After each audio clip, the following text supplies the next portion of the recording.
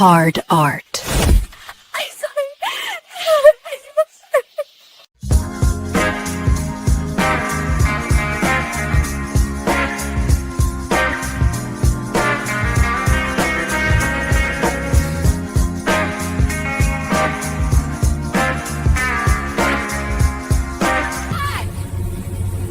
Where's my formula? Who's gonna pay for his college, John? Shit!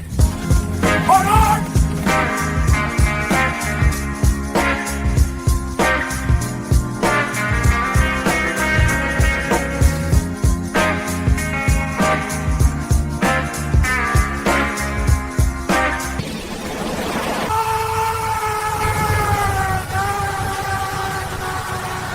Hard art.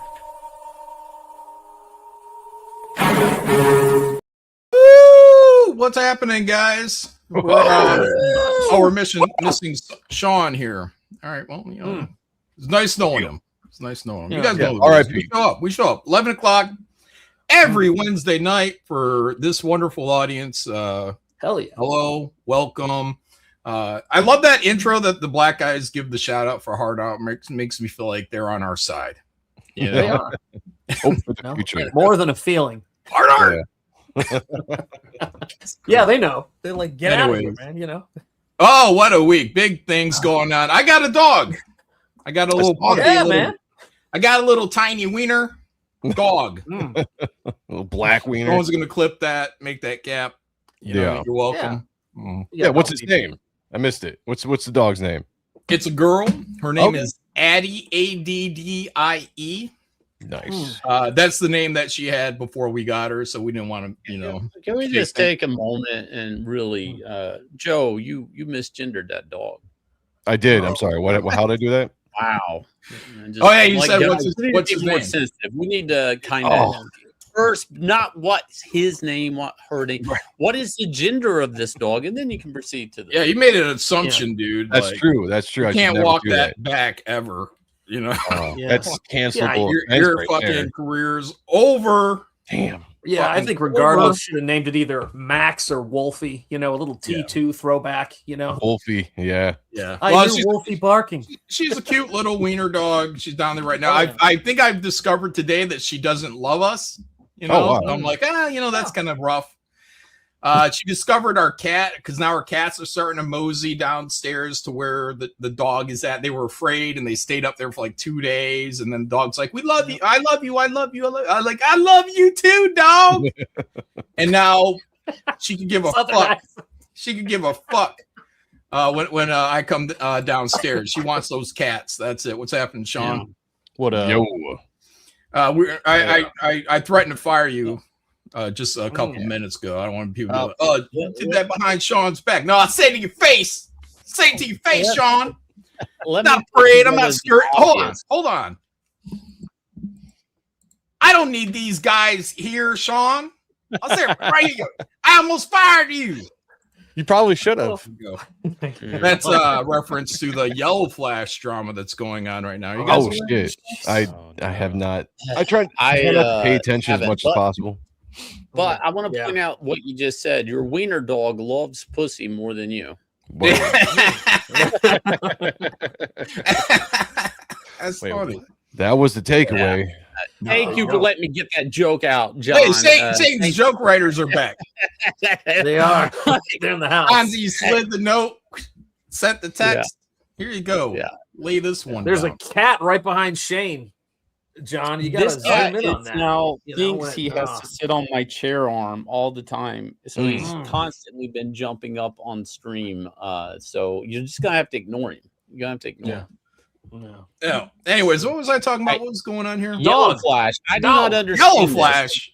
Yes. Yellow Flash, I guess, has been making videos about quartering. You know, basically, I don't know, he's a piece of shit. This, that, making allegations for a prolonged period of time.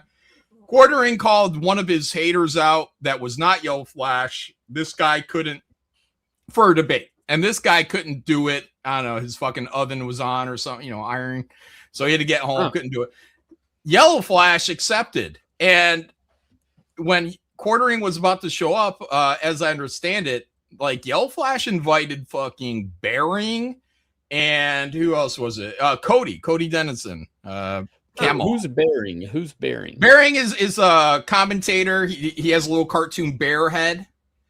There's like a guy Bearing, and I think his wife. I don't know what she's called. What is she called? Anybody watch this stuff? Bearing? No. Mama Bear? No. Mama Anyways, Bear? Bearing was kind of popular, I don't know, 6 years ago. And I'm not saying they're not popular. They're way, way, way more popular than we are. They're hugely popular. But sugar tits, thank you. Stirring his but they're like, I don't know, are they Aussies? I think they're Aussies. So because they use these little bear icons, it's kind of cutesy or whatever. And they lay down their points and whatever. But anyways, I guess Bearing has something against the quartering. So, and I wasn't even aware that Bearing really got into this. I barely watched Bearing. I'm just aware of Bearing. But apparently Bearing gets into some of this stuff against the quartering. So anyways, quartering shows up or is about to show up for a one-on-one debate with his hater Yellow Flash. But Yellow Flash sends the links out. Hey guys, come in here and protect me. Hey, Bearing, get in here. Camelot, get in here. I need your help. I can't stand up for myself. Okay. So anyways, well, let me finish. I got that far in the story. Just let me close it. So quartering did not show up because he didn't feel like getting jumped by, I don't know, unknown quantities or just 3 fucking people for what should be Yellow Flash defending himself for his own actions. And so anyways, Yellow Flash is a fucking coward. Everybody knows he's a fucking coward. Fucking pussy. Who initiated the debate? Who brought it on? I think quartering. Okay. Huh. And because Yellow Flash is out. Channel. He's going to do it on Flash's channel, so Flash gets the super chats, and then Flash fucks it up by inviting a bunch of YouTube buddies to help. Yeah, not even moderate.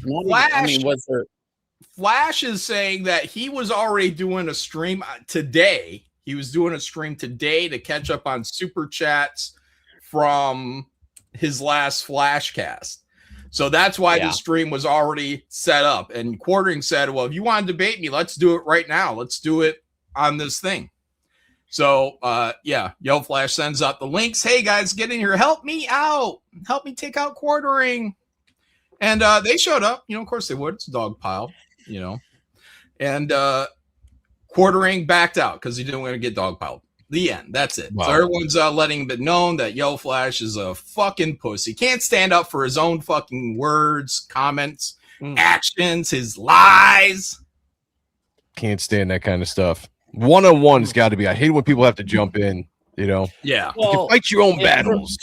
Well, hang on. If there was a mediator or somebody that's neutral and it's agreed upon, they're there, it probably is a good idea. But this doesn't sound like that. Neither of them were there to be mediators. No, Bearing and quartering were not there to be mediators. Yeah, they all had, I guess, their own files. Oh my god! So they were gonna help Yellow Flash out because he wasn't prepared on short notice, even though he was doing all these videos on him for, I don't know, the last fucking month. I'm not a fan of the quartering by no means, but I'm sound like a fan. I'm gonna have to take his side on this. He called me a cancel pig. I hate the quartering. Oh wow! But I'm gonna have to take his side on this. Flash, that was a bitch thing to do.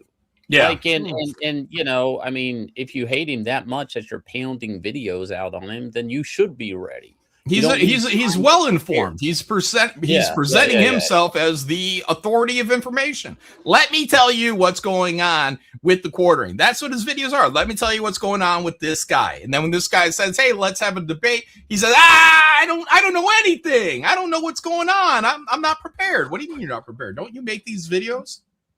Well, you're talking about a guy that is anonymous, right? Or does somebody else make these videos?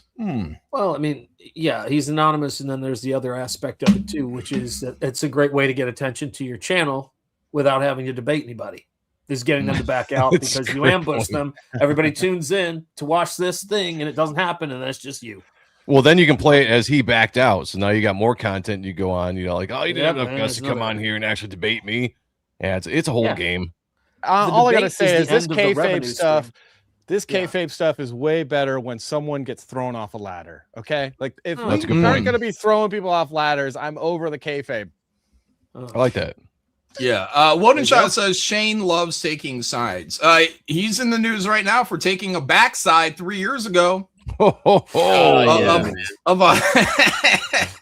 man on a bench. God damn, that sounds terrible. This guy was presenting to Shane, and Shane, under peer pressure, took this man's backside from him. And who was the peer pressure from, John? I don't know. Some people on the internet. Some assholes on the internet.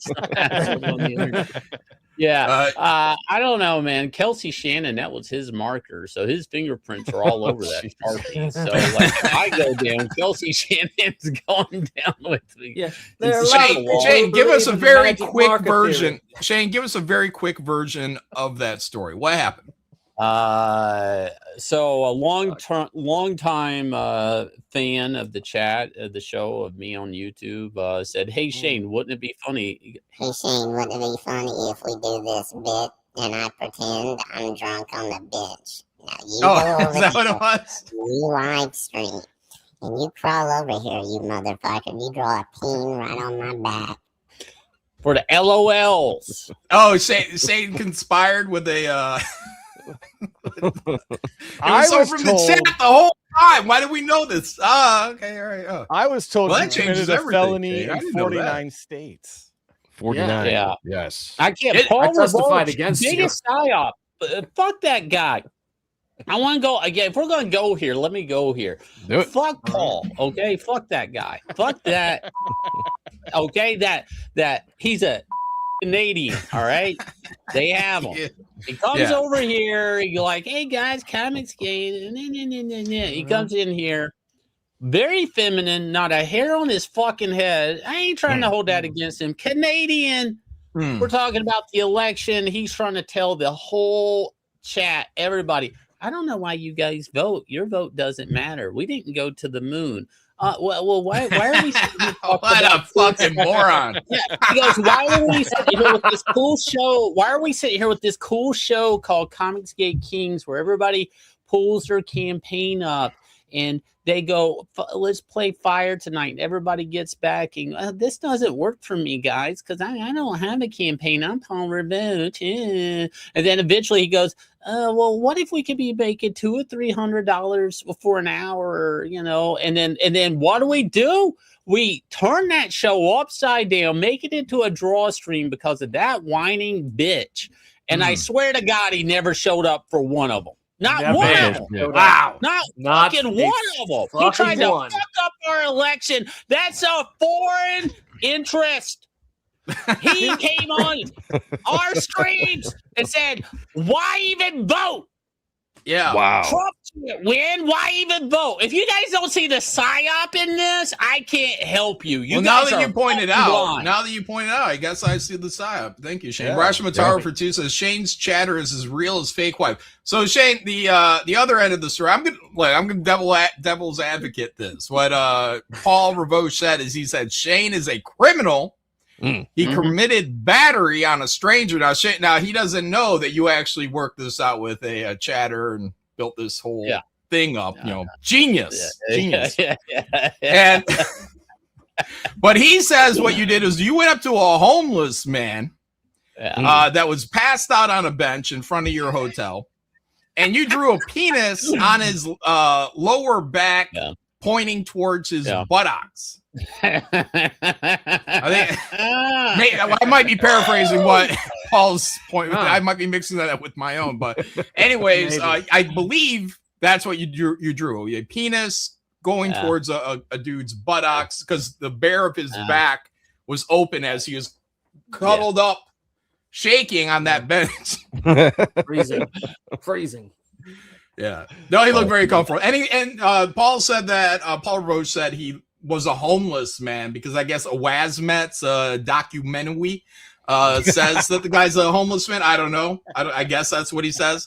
But from everybody else's perspective at the time, except Shane, because he was working, this whole bit out behind the scenes, unknown to us, we were under the impression he was a 20-something-year-old guy party goer who just fucking passed out on the bench. Now, me as a upstanding member of society, I see this guy as garbage, as human garbage, as I would a homeless man. I see him as human garbage, sitting in front, laying on this bench, passed out, drunk. Meanwhile, coming in and out of hotels, what comes in and out of hotels? Old ladies and cripples. Where are they going to sit? Where are they going to sit? There's a moral to the story from my point of view. This whole Rashomon thing going on. From my point of view, Shane did society a favor by drawing a penis on this guy's butt with Kelsey Shannon's Sharpie marker. That when the guy woke up, looked at his butt in the mirror in the morning, as we all do, and said, "Damn, somebody drew a picture of a penis next to my butt." So what you're saying, John, is that when we had shame in society, we had a better society. Yeah, well, I'm saying when you wake up and you see someone drew a penis pointing towards your buttocks in the mirror, you say, you know what? Maybe I shouldn't have been passed out on the fucking park bench where somebody could draw a fucking So, anyways, legality. I looked this up. Look, I'm not a fucking lawyer. But if this happened the way that Paul said it happened, it's a battery. I Googled AI'd it or whatever, and it said it's a first-degree misdemeanor. The statute limitations is 2 years. So Shane is now free. He's a free man. He can't be prosecuted for it by AI's, assertion. I don't know. What do I fucking know? But anyways, now that we know that it was a chatter who was working with Shane behind the scenes for this bit, nothing to worry about. And it makes sense too, because if there was a guy who woke up and someone's like, "Dude, someone drew a dick on your butt, man," and then then that guy would say, "Shit, I got to make a police report," and somebody would have ratted Shane out by now. Yeah. If you guys will notice, I never put the chatter's face on screen. That was, that was smart. For a reason, reason. This is what I do, guys. I work this magic. I work this entertainment magic called YouTube, where my wife comes down with a pot, John, and I act like I'm being beaten with a frying pan. Now, I wish we had a wok, because that would have been racist and funny, but we don't. So I had to take this frying pan and act like you're going to come upside my head with furious vengeance, Yanzi, when I talk about lusting after your sister. And then everybody goes crazy. They're like, "Oh my God, look at Shane, marital abuse. She only hits him in the back of the head to hide the wounds." I'm like, whatever, guys. You guys believe everything you see on TV. Everything's real. Smart. Yeah, if an Asian wife hits you, you're going to know it. It's not going to be on the back of the head. I don't know if an Asian wife hits me, I'm hard as fuck and ready to go. Whoa. Okay. Stream over. That I believe. I know. The sad thing is, truth. Sad thing is Jonathan Jetty, how has your week been, sir? It's been fucking awesome, John. It's been fucking awesome. I gave them the go ahead to print Nosfero, but more importantly, nice. I learned, or I attempted a new skill, which is I am making a maquette of Nosfero to paint from, using a 12 scale action figure and putting together all the stuff. And I live streamed it this past Sunday, and I got to tell you, I watched those videos of people doing custom action figures, and it always looks really hard and like something I can't do. And I was right. Yeah, it's really. Is there anyone here? Is there anyone on this panel that actually did anything this week? Would anyone like to talk about anything they did this week? It's something they might have survived. Anything like this going on? I mean, I survived not having power for 2 days. Let's hear about it. How has your week been, Joe? My week was it was up and down, right? I mean, the weather moved in. We didn't have that bad of a storm, but I lose my power for almost 2 days. And it really sucked. It really sucked. I had to, get the candles out. I was like, we got to go back into the olden days. I got to figure out how to survive. Yeah, I think it's romance. I got to start going out and like hunting and taking care of my family and all this stuff. It was like a real moment there, So I didn't know how that would work until the power came on yesterday. And we're good. I got to take a shower after 2 days, which is nice. It was kind of okay. You don't have a generator or anything like that? No, I do need to get one though. That'd be awesome. Is that common in your area? Like 2 days with no power or what? No, not really. This is only the second time it's happened in the 6 years I think I've lived here. So I mean, it's I was actually surprised because I was saying like the storm wasn't that bad. I mean, we've had tornadoes come through here, like just a mile that way. I've had 2 different tornadoes in the last few months come through and never lost power once. This was a little bit of wind, and all of a sudden, boom, the entire town goes out, except for the street right above me that had all their fucking power. And I'm just like, what the hell? Fucking white people, rich white people, you know. Can't stand them. Sean Salter, sir, what have you been up to this week? Nothing. We had a storm come through. A tree fell Thank down. God. A tree fell down on my range, and so I spent. Why is it just a tree? I spent 2 days trying to clear out this giant oak from my range. That was it. That was my week, and then my internet wasn't working. What is your range? Tell us. Gun range. I have a gun range on my property. Oh, okay. All right. Okay. Yeah. Because I live out in the middle of nowhere, and don't you just call that? What is a range? I would just say I shoot in my backyard. You have a range. What? No, give me the difference here. Slang-wise paint now, a picture. Paint a picture. I built a range, so it's only 100 yards, but I have irons up and targets, and so I can zero in my long range rifles, so I can take them to the big boy range and shoot like 1,600, 1,200 yards and stuff like that. So it's just like a little range where I do my tinkering because I'm a hobbyist with the firearms. You can't wait for the end times. No, I already went through it, man. I lived in Los Angeles. I got to see it firsthand. Oh shit, what it's gonna be like. So yeah, I'm good. That's a good point. All right, great. Yeah, I don't know. Gun range. Yeah, is it like the one where all the celebrities go out and it's like ting ting ting ting ting ting ting, and then you got to like grab a new firearm. I'm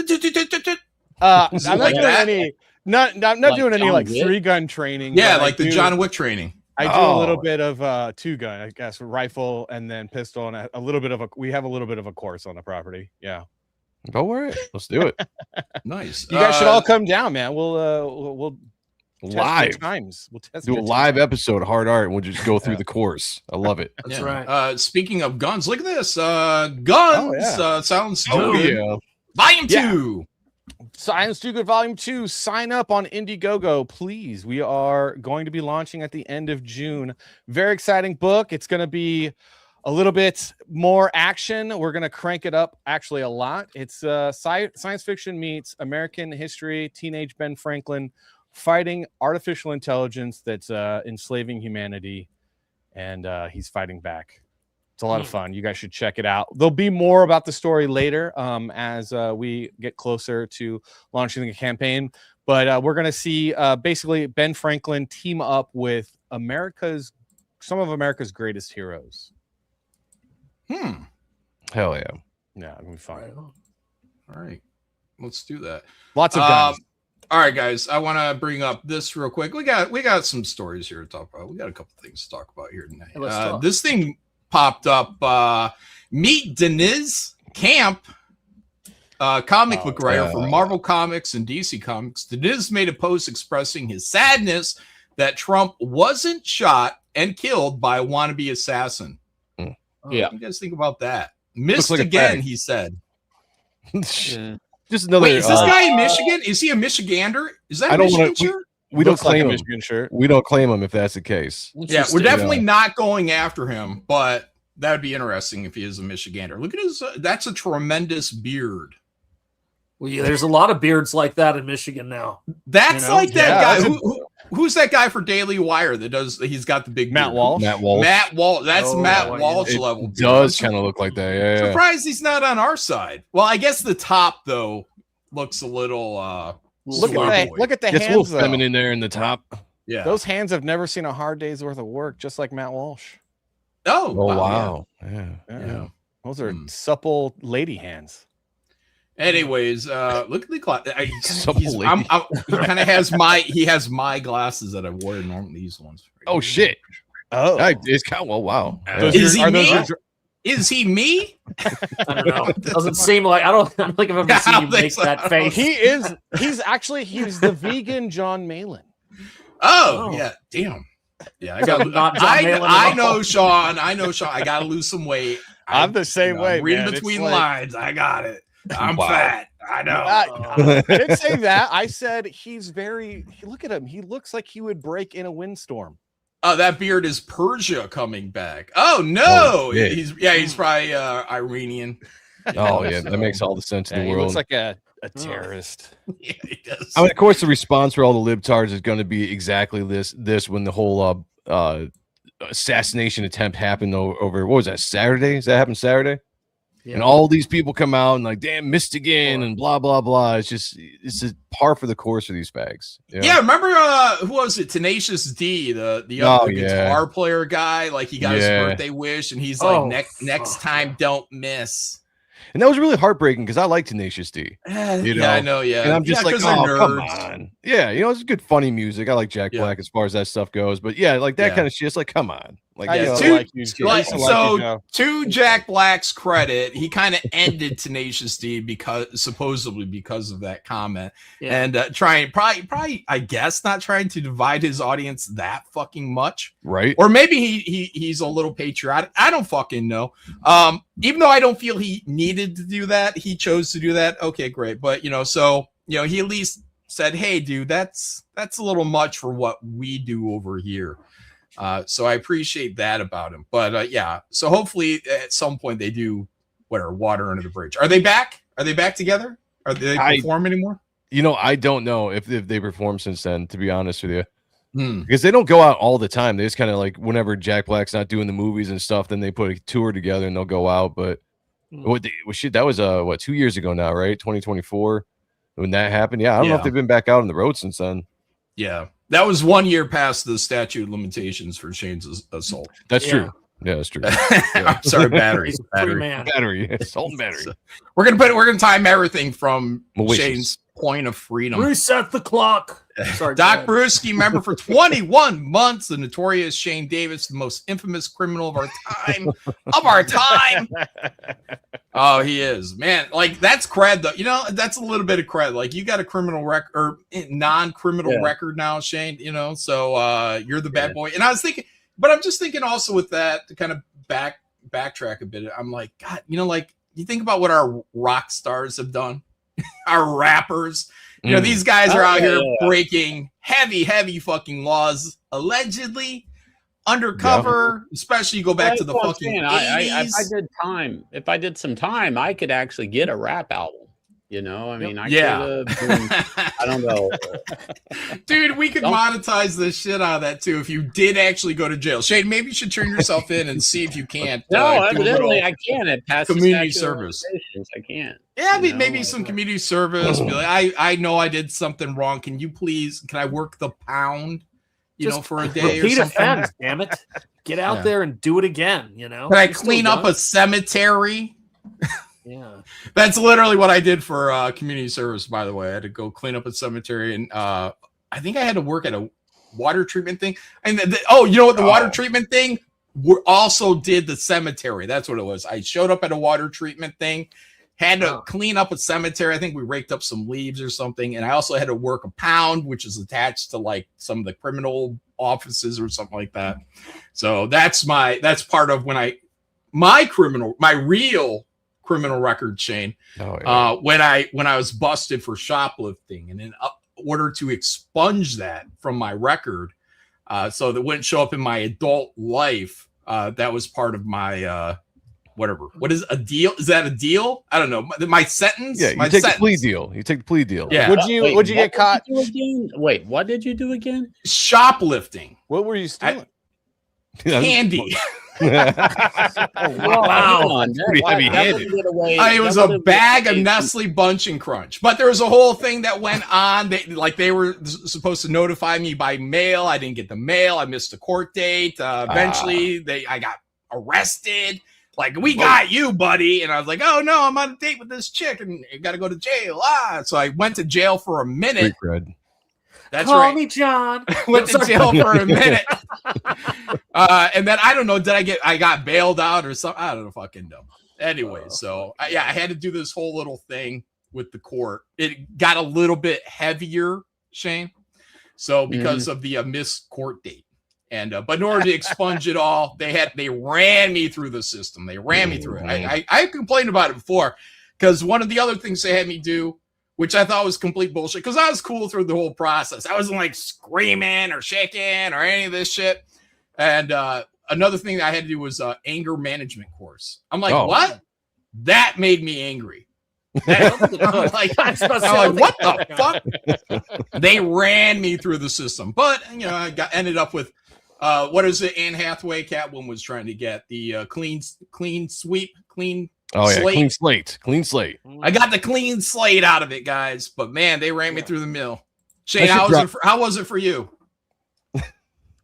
I was when they convicted you of your criminal record and malicious intent. Threw you into this fucking white man system.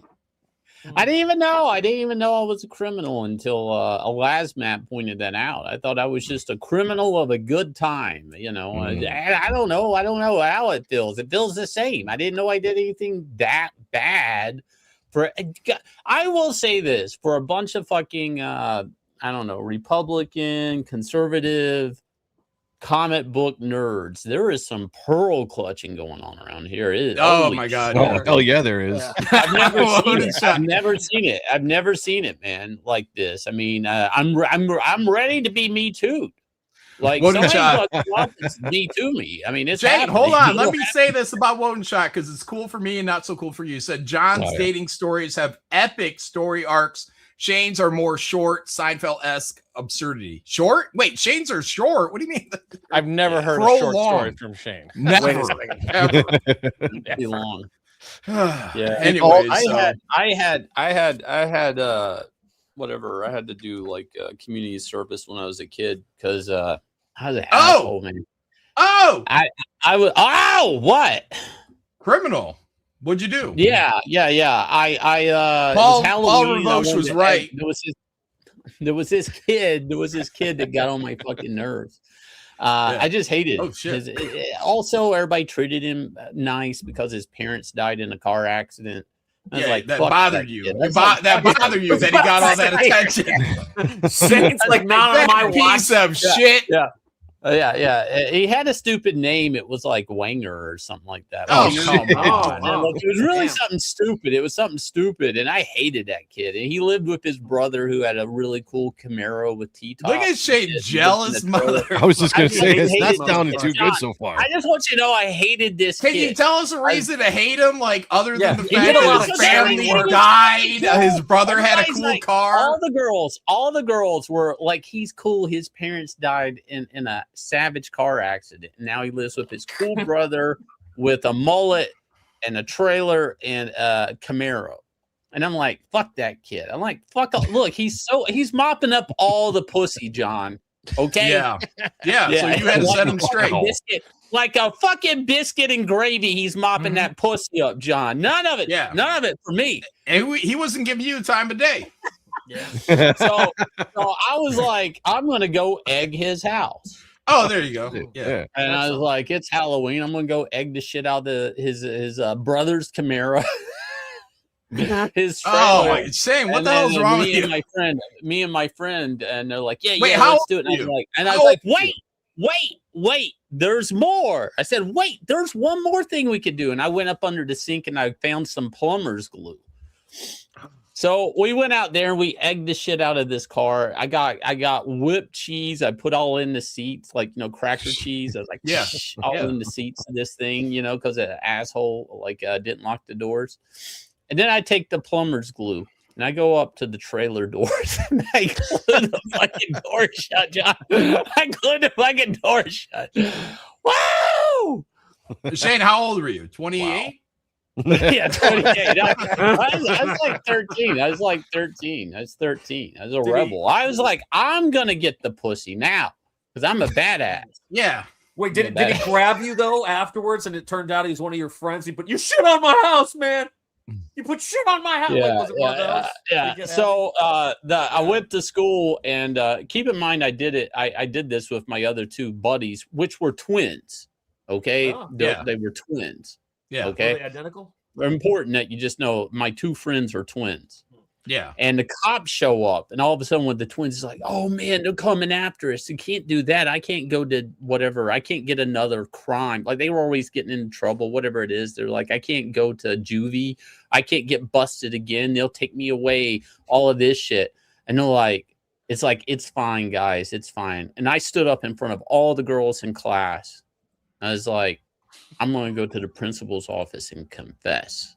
That's how you do it. Oh my god. Yeah, I went out there Isn't and I this took one for my boys. I did the time. I went and picked my garbage, John. I did the time for my crew. Oh man, confess. Ooh. Isn't this the plot to Airborne? I think this is the plot to Airborne. Do you guys remember that movie? Yeah. Airborne? I don't remember that movie. No. No? The guy that played Yeah. Cyclops and X-Men, Jack Black, Seth Green. Nope. Had I two don't know. twins. I've never seen it. But anyway, so I'm talking to the kid later on. I'm like, yes. He's like, you did that because we ride the same bus. Despite I glued his door shut on his trailer and fucked his brother's car up. We're still riding together on the same bus. And I was like, and so he eventually, we're talking about, he's like, I can't believe you did that, man. And I had to pay for the paint job of the car and all this shit too. And I'm like, and do community service, all this shit. And I'm like, I know. He's like, I'm sorry, man. He's like, well, haha, you're having to do all this and pay and all. He's kind of dogging me in front of the other kids. And right before he gets off the bus, I'm like, your parents are still dead. Fuck. I yelled it out the window, John, as we drove away. You didn't. He's laughing at me having to pick up trash. This never happened. Never happened. Never happened. This guy here. I have no reason. I think I've even told this story before. Absolutely happened. I glued the fucking. I don't think it worked, but I did take plumber's glue and try to glue the fucking door shut on the trailer with them asleep. Okay, I tried, John. So as we were saying, there are no short stories. No, with shame, man. Holy shit, guys! This guy, Denise Camp. Mr. Mystica. Can you imagine if we were doing this with Biden, Obama, how much we would be fired? Oh yeah. Fired, arrested. Marvel, DC. I guess this guy, I've never heard of this guy, Denise Camp. Yeah, but he wants to be noticed, and he was noticed, and his tremendous beard, little jelly, but he's got a lot. I'm losing all the color here, and he's young and vibrant. I'm old and fading. The thing you would know him most for is absolute Martian Manhunter. Oh, well, that would be fairly recent then, right? Yeah, that's probably like his biggest book he's had is that. So okay. All right. Well, kudos to him. That's a popular line right now. But can you imagine, what you're saying, like real the fucking these. Here's the thing. I really feel like these people are just waiting to kill us. Oh, it's like they want us rounded up. They want us dead. Is that too far? To say like that really seems to be in the air. They just had who was it? Comey got arrested. Was it today? No, it was they issued that like 2 days ago. Okay. Well, he turned himself in, so now he's under arrest. He's right. being detained. You know now. why, right? Because the motherfucker took a picture or shared a picture that said 8647. Mm-hmm. Yeah, which is he didn't know what it meant. Deleted it, but he deleted it and then issued an apology. The former head of the FBI didn't know that 86 could be considered kill. Well, I didn't know that. What? You're in crime. You never watched a fucking crime movie in your life? Never read a crime book in your life? That's gangsta talk. Fucking 86 guy. He took the picture and posted it to Instagram. And he took the picture? Okay, yeah. He says he says he didn't make the formation, but he said he took the picture, and I'm like, you made the formation. Come on. You didn't just come across that, Joe. That was a naturally occurring. It's natural. Yeah. It happens all the time. The left wants you. Aquaman did that. He used his crabs. And they took shells and they did that. The left wants you enslaved, they want you imprisoned, or they want you dead. Act accordingly. When I did a short video on this whole thing, it really hit me. Out of every stupid little thing, I was like, this is why I wouldn't make it in mainstream comics anymore. Like, I would object to this. I would say something about it, and then I would get kicked the fuck out if I hadn't left mainstream comics.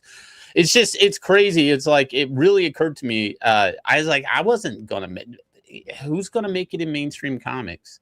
I mean, who's gonna, like, if you're not down with assassination attempts of a sitting president or somebody running for office, it's like, you get the fuck out of here. You know, if you're not inciting violence with propaganda and comic books, you're not gonna make it in comics. If because you have to agree with these guys, you have to hit like.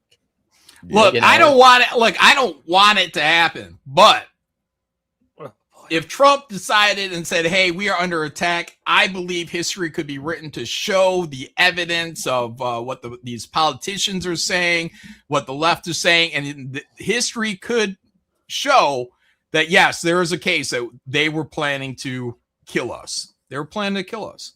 So, guys, get out there and vote. Don't listen to Paul Revouche. Get out there and vote these motherfuckers, because when it goes down, should it go down, I don't want it to go down, but should it go down, I would like to have the army on our side, please.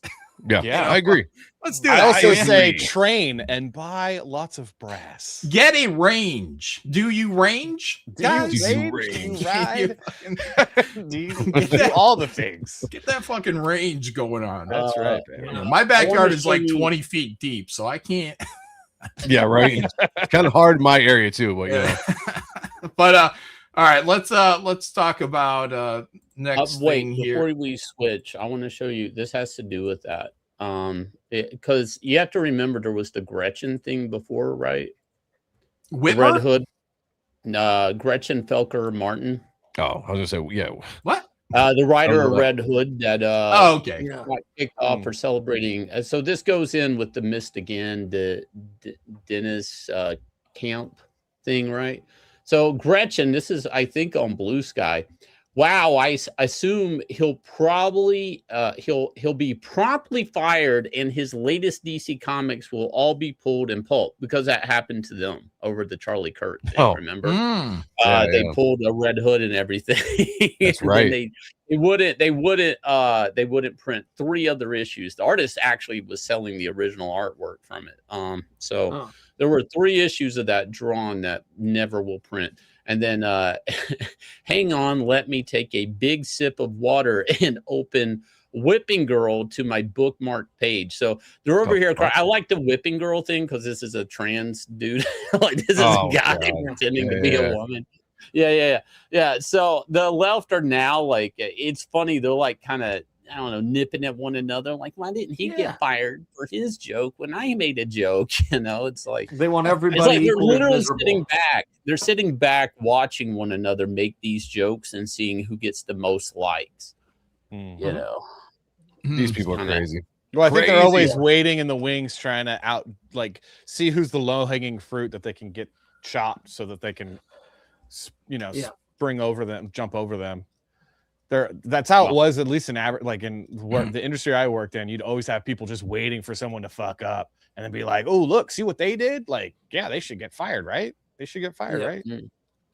Yeah, but calling for someone's death, that's probably a fireable fucking offense. They fucking went after Mitch Breitweiser. They went after Mitch Breitweiser because he said, "Congratulations, Mr. President," when Trump got elected the first fucking time. Oh no, he's the wrong type. This guy's divisive. These motherfuckers are calling for this guy.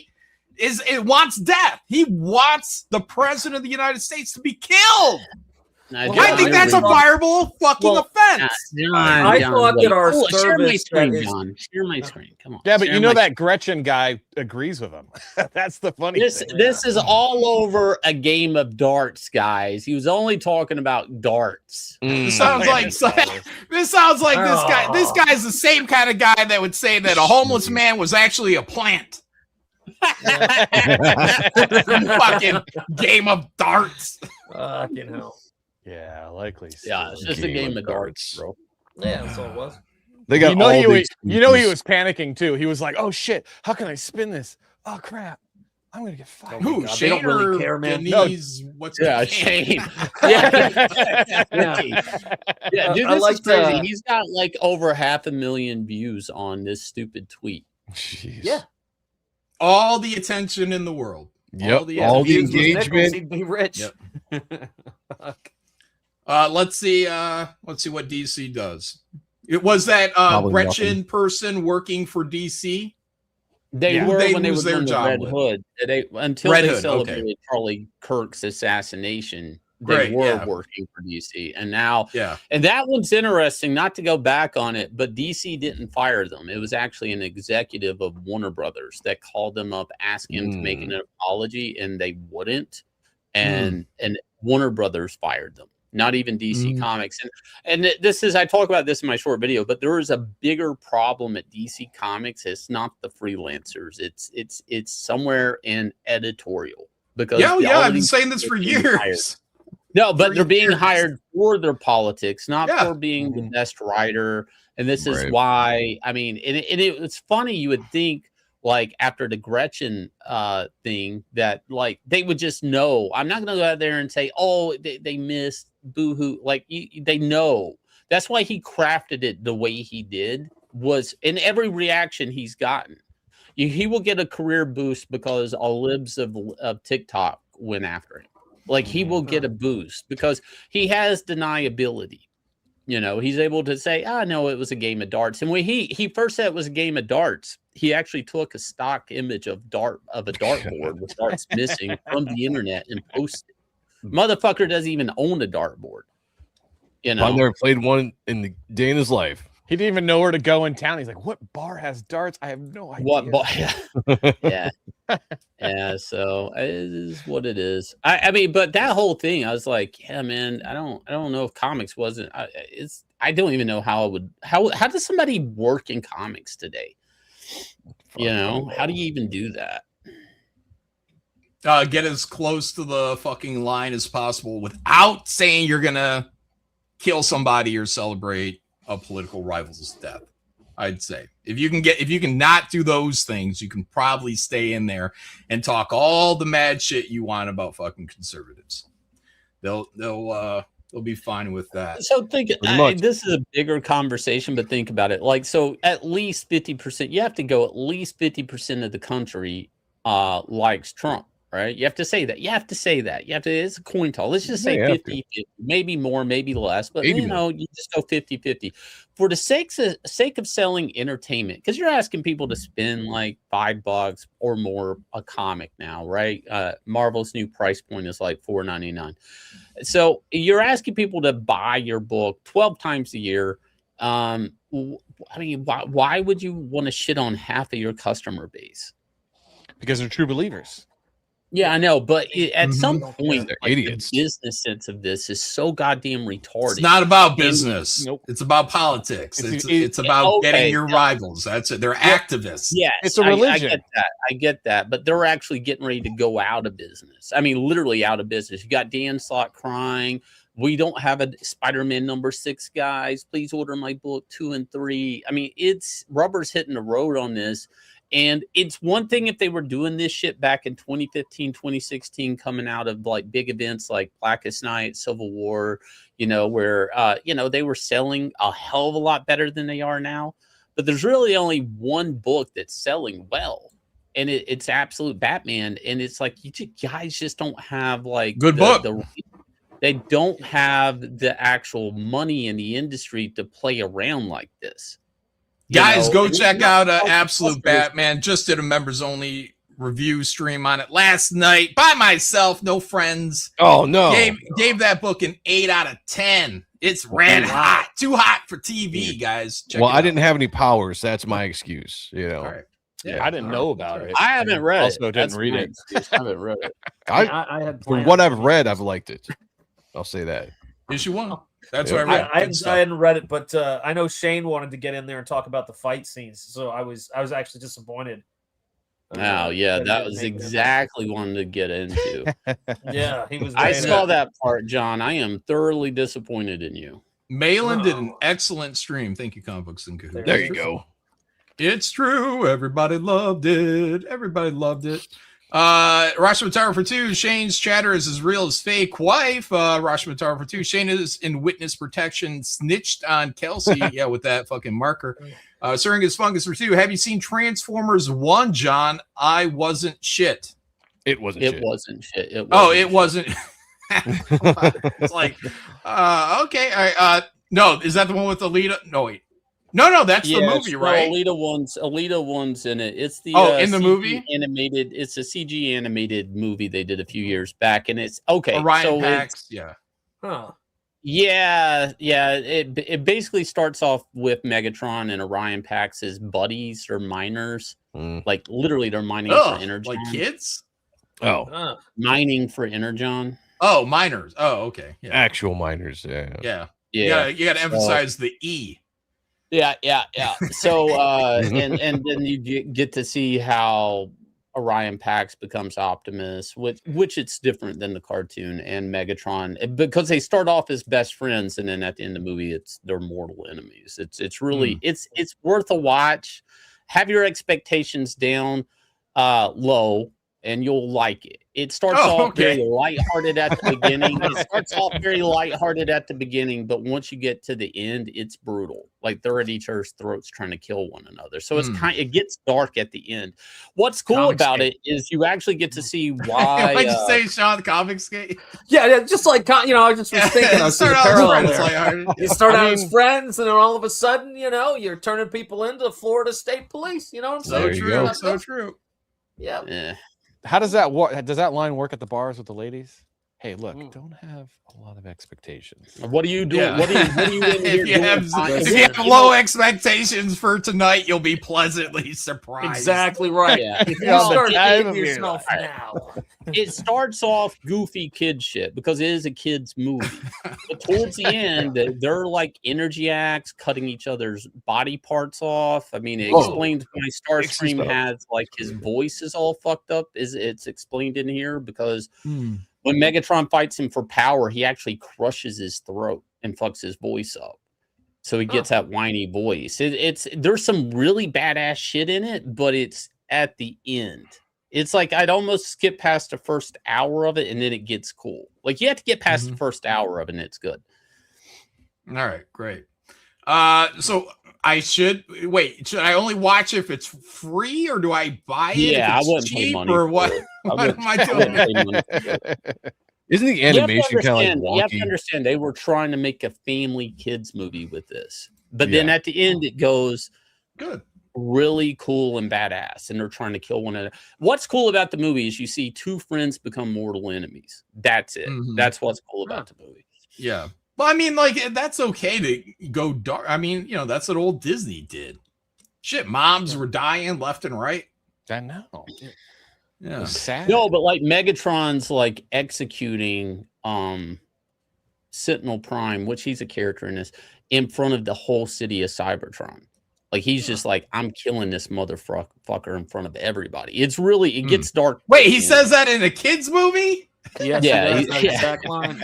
Well, no, they're arguing about it. That's that's this motherfucker. Yeah, it's crossing pretty bad. Motherfucking line. I hated it the first time I saw it. The second time I watched it, because Harry watches it, I liked it. So, Rashomon for 2, DC going out of business is also a win for them. Yeah, you're kind of taking down, I guess the enemy. Something that used to be good, you've corrupted, and you can watch it all rot, fall apart. Certain satisfaction out of that. The left are orcs. They just take, you read Lord of the Rings, and the orcs take over racist. places, and they holy shit, destroy it, corrupt it, make it ugly, steal wallets. Didn't you know the orcs are racist now? It's racist because of the orcs there, Sean? Oh, man, yeah. Orcs hate white people. Yeah. Oh, my God. You can't say what? Elves. Elves, they hate elves. Yeah, you didn't see that coming, Joe. They're the racist ones. That's true. They are the racist money in ones. Their pockets. Yeah. You know what I'm saying? We gave them a life. There's no room for that nonsense anymore. It's the man. Only the man should. Let's go. Take over Middle Earth. All right, here we go. DC Studios co-CEO says superhero fatigue was never a thing, just mediocre movie fatigue. This is exactly what I say. These motherfuckers are watching me. I know it. Yep. They are. I agree 100%. Been saying this for a while too. Right behind John. Yep. All right, there we go. Just wanted to point that out there. I was like, look, I'm right. I'm right again. I need everyone to know that I was right. That's actually false. James Gunn said he's the one that brought up superhero fatigue when he James Gunn did. Yeah. When did he do that? Yeah. When he took the job, I literally just said that, John. Shane, I've been saying this for fucking years. Mm-hmm. Years. Usually in regards to the Westerns, that there is no Western genre fatigue. It's just that they made a lot of shit. Mm-hmm. No, make better movies. Any good movie is a good movie. It doesn't matter what it is. It's good. It's James Gunn acknowledged superhero fatigue when he went to DC. So he shouldn't be acknowledging me. Yeah.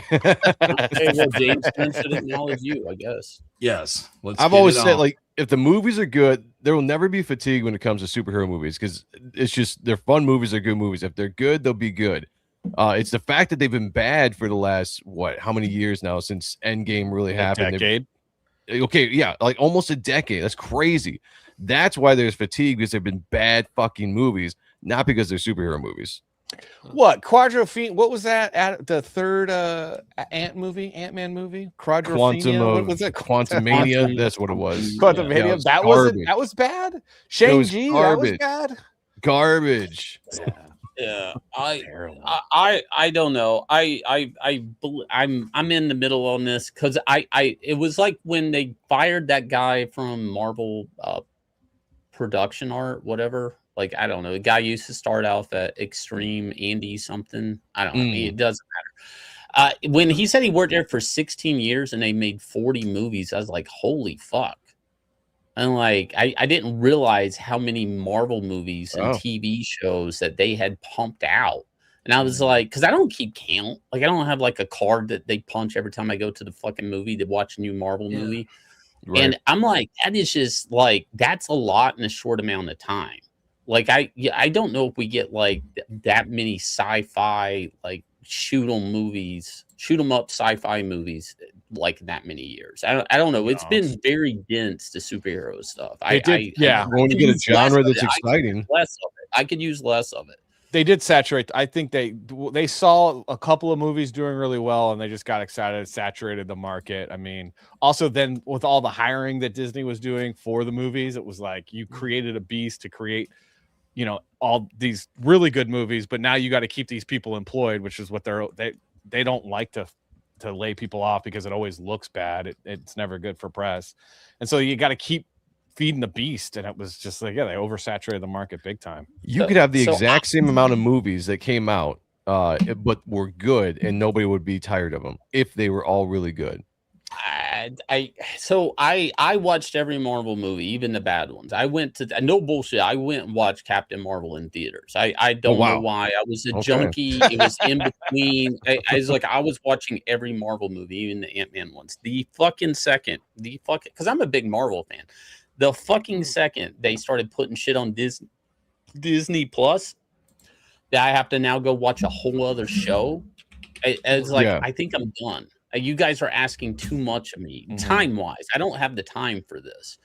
And it's one thing to say, hey, to keep up with this overall story, I need 2 hours of your time, X amount of times a year. But to go watch an 8-episode series on top of the movies, I think it's too much. I always have. I've always thought that the Disney Plus stuff was maybe a bad idea. Fair enough. I think I was actually excited about that stuff because if you made a good offshoot of the movies and while you're waiting for the bigger movies to come around, you had a really good TV series that was made, it was a nice filler just to sit back, waste an hour of your time enjoying the movies. The problem was that they dropped the ball so badly on the TV series that it was just, you watched them, they were utter garbage. Like the pacing was bad, the writing was bad. It was just altogether fell flat. And I think that ruined it then from the movies coming around because then that pissed people off a lot. I get what you're saying, Shane, and I agree with you to a point. But if they just kept on making good shit, go back to the fucking 50s and 60s and that when they're making all the different sci-fi movies, like every movie was an alien movie, monster movie. They never got old because people dug that kind of stuff. And majority of those movies were probably good. Yeah, but like you talking about the 50s, there was maybe 5 sci-fi movies that came out a year. You know, like if you were lucky, it was more like 2 to 3. You guys Count are all the missing the B big movies point. and stuff. Wait, the point of it isn't the genre. The point of the superhero thing that's part of the fatigue isn't that it's just superheroes, it's how they're all connected. Right, Like, right. That is a big factor that you can't compare. Like all the westerns back in the day didn't have one unified threat that's being hinted at in every western, and if you miss one, you won't understand the big standoff. And so, the way Marvel handled this and the way they kind of exploited the audience, I mean, they did manufacture fatigue. There's just no way about it. And then after they were done with the Thanos thing, they're like, "Oh, we're going to build up Kang, and you got to watch Loki, and you got to watch this because Kang's going to be the new bad guy." Yeah. All the Kang? required Like, reading. Like it didn't start off as required reading. That's a good But point. it That's a good ended point. with the required reading, right? Because when you were like, you could watch Iron Man, you could watch Thor, and they while they like overlap, they didn't really. You could watch one without the other. But towards the end, by the time Endgame came out, it was like Captain Marvel was required reading. Everything became, if you don't watch this, you're going to miss out on that. And then you're going to be lost in this if you don't watch that. And that's, I totally feel you. That 100%. Really Guys, I got to interrupt. We got a breaking news. Godlike, #1 comic out there. Woo! According to Warlock Awards. Look at this. Top 10. Let's go. Godlike. Wow. This is the Shane Davis cover, though. Just nice. He's like, we got, you could put my cover on. You know, they chose Shane's. Son of, I think Shane put it over the top. That's Yeah. what it was. Top 10, that highly coveted to be the top 10 comic. That means they're talking story, art, everything. Numero uno, Godlike. Look, guys, let's go. Fans love Godlike. They fucking love it. I've been writer of the year for, I don't know, 3 years, three times writer of the year. Fucking everybody loves fucking Godlike. They fucking love. We got a Wraith of God here in a distant second, followed by Inglorious Rex by Shane Davis. Woo! Woo! Cyberfrog Dark Harvest. I'll be honest, I feel robbed. Why? Tell me about it. I don't know. I mean, Wraith of God. I mean, Wraith of nothing.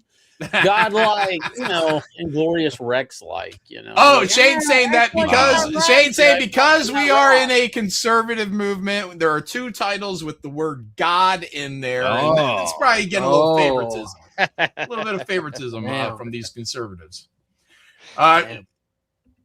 Shane, I think you did very well. Congratulations. Yeah. I bet you're really proud of me at coming in third, John. Now, if I was in second, not so much, Shane. Third, you got some distance between me and you. You're feeling pretty we good, got right? another panelist from Hard Art in here. Look here, number 9 spot, Reaper Destroyer. There you go. Shout out. Thank you.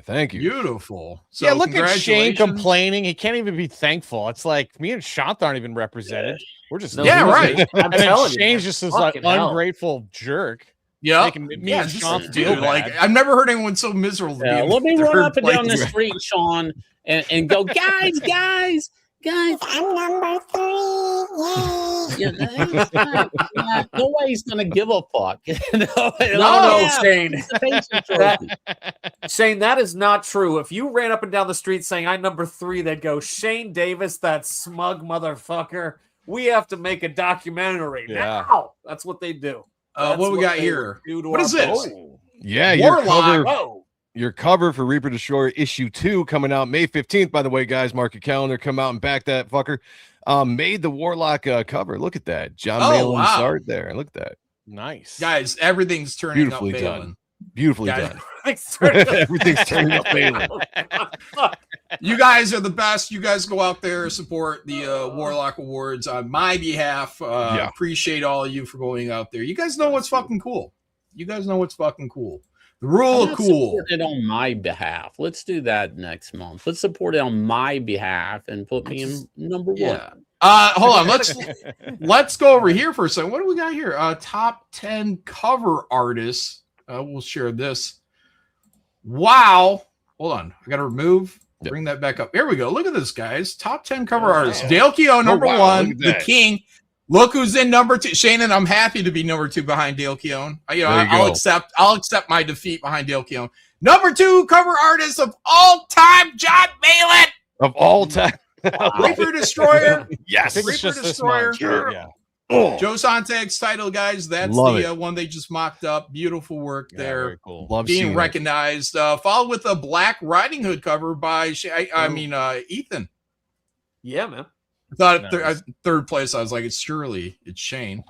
So, Ethan Van Sciver, Black Riding Hood. The guys, all the Black Riding Hood covers were absolute fucking fire. Oh, yeah, they Absolute. were.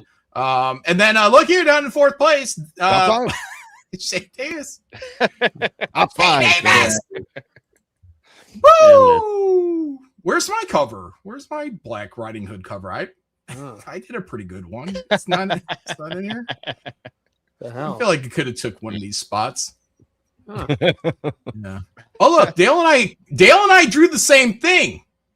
Yeah, almost. Look at that. Look at that. It's kind Great of a minds. reverse. It's a reverse. Look at Yeah. It's like they're Yeah. a team and they're going into action.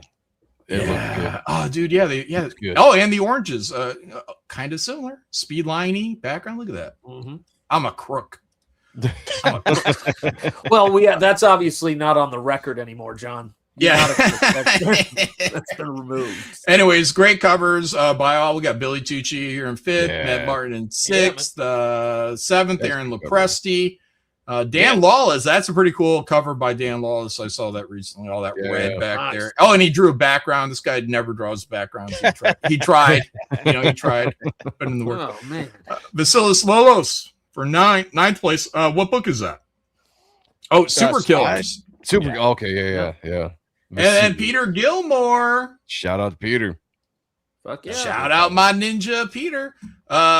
River of Blood. Hey, that looks like the same thing Ethan drew. Did Ethan just take that and make that his cover? He just cropped this? OMG. OMG. Shots This guy was just redrawing Peter Gilmore the whole time. wow. I was watching a lot of that too. Wow. I wish when Ethan Plus would the do wide his open. draw streams, by the way, that he would tilt his camera so that we could actually see the lines being made. We just see his knuckles and his mitts. Yeah. It's like I want to see the line being made. There was Let's a see what you're tone when doing. you described his hands there, John. There was Yeah, his kind of a mitts. tone. Yeah. His mitts. Yeah, kind of a. I noticed that too. Yep. Handsome Yeah. covers. Handsome covers. Yes, a lot of handsome covers here, guys. Thank you sir. to the Warlock. What else? What other awards are there? Was the Let me, top artist who was somebody in the chat just Well, it's asked who probably the top me. artist It's the was. top artist. Well, who's Oh. Rokrin 180 or 158 in the chat says asked who the top artist was all right? Hold on. in this poll. Oh, there's two different. Oh, three different. How many different? There's a lot of these things. Yeah, but who's the number one rising hot shot? All right, Warlock. Yeah. Is this the same thing? Wait, what is it? November. Oh, is this pin? Top 10 artist. Pin. You Okay. want me to share it? I got it. Or do you got it? Yeah, you can, Just click you through can it. share it if you want. Okay. Just click through it. You got it. All right. Artist Ethan There we Van go. Sciver, number one. Oh. Number two, Shane Davis, looking Oh. like someone from Star Trek.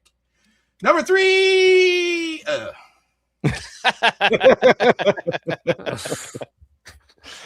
I'm happy for Shane and Ethan.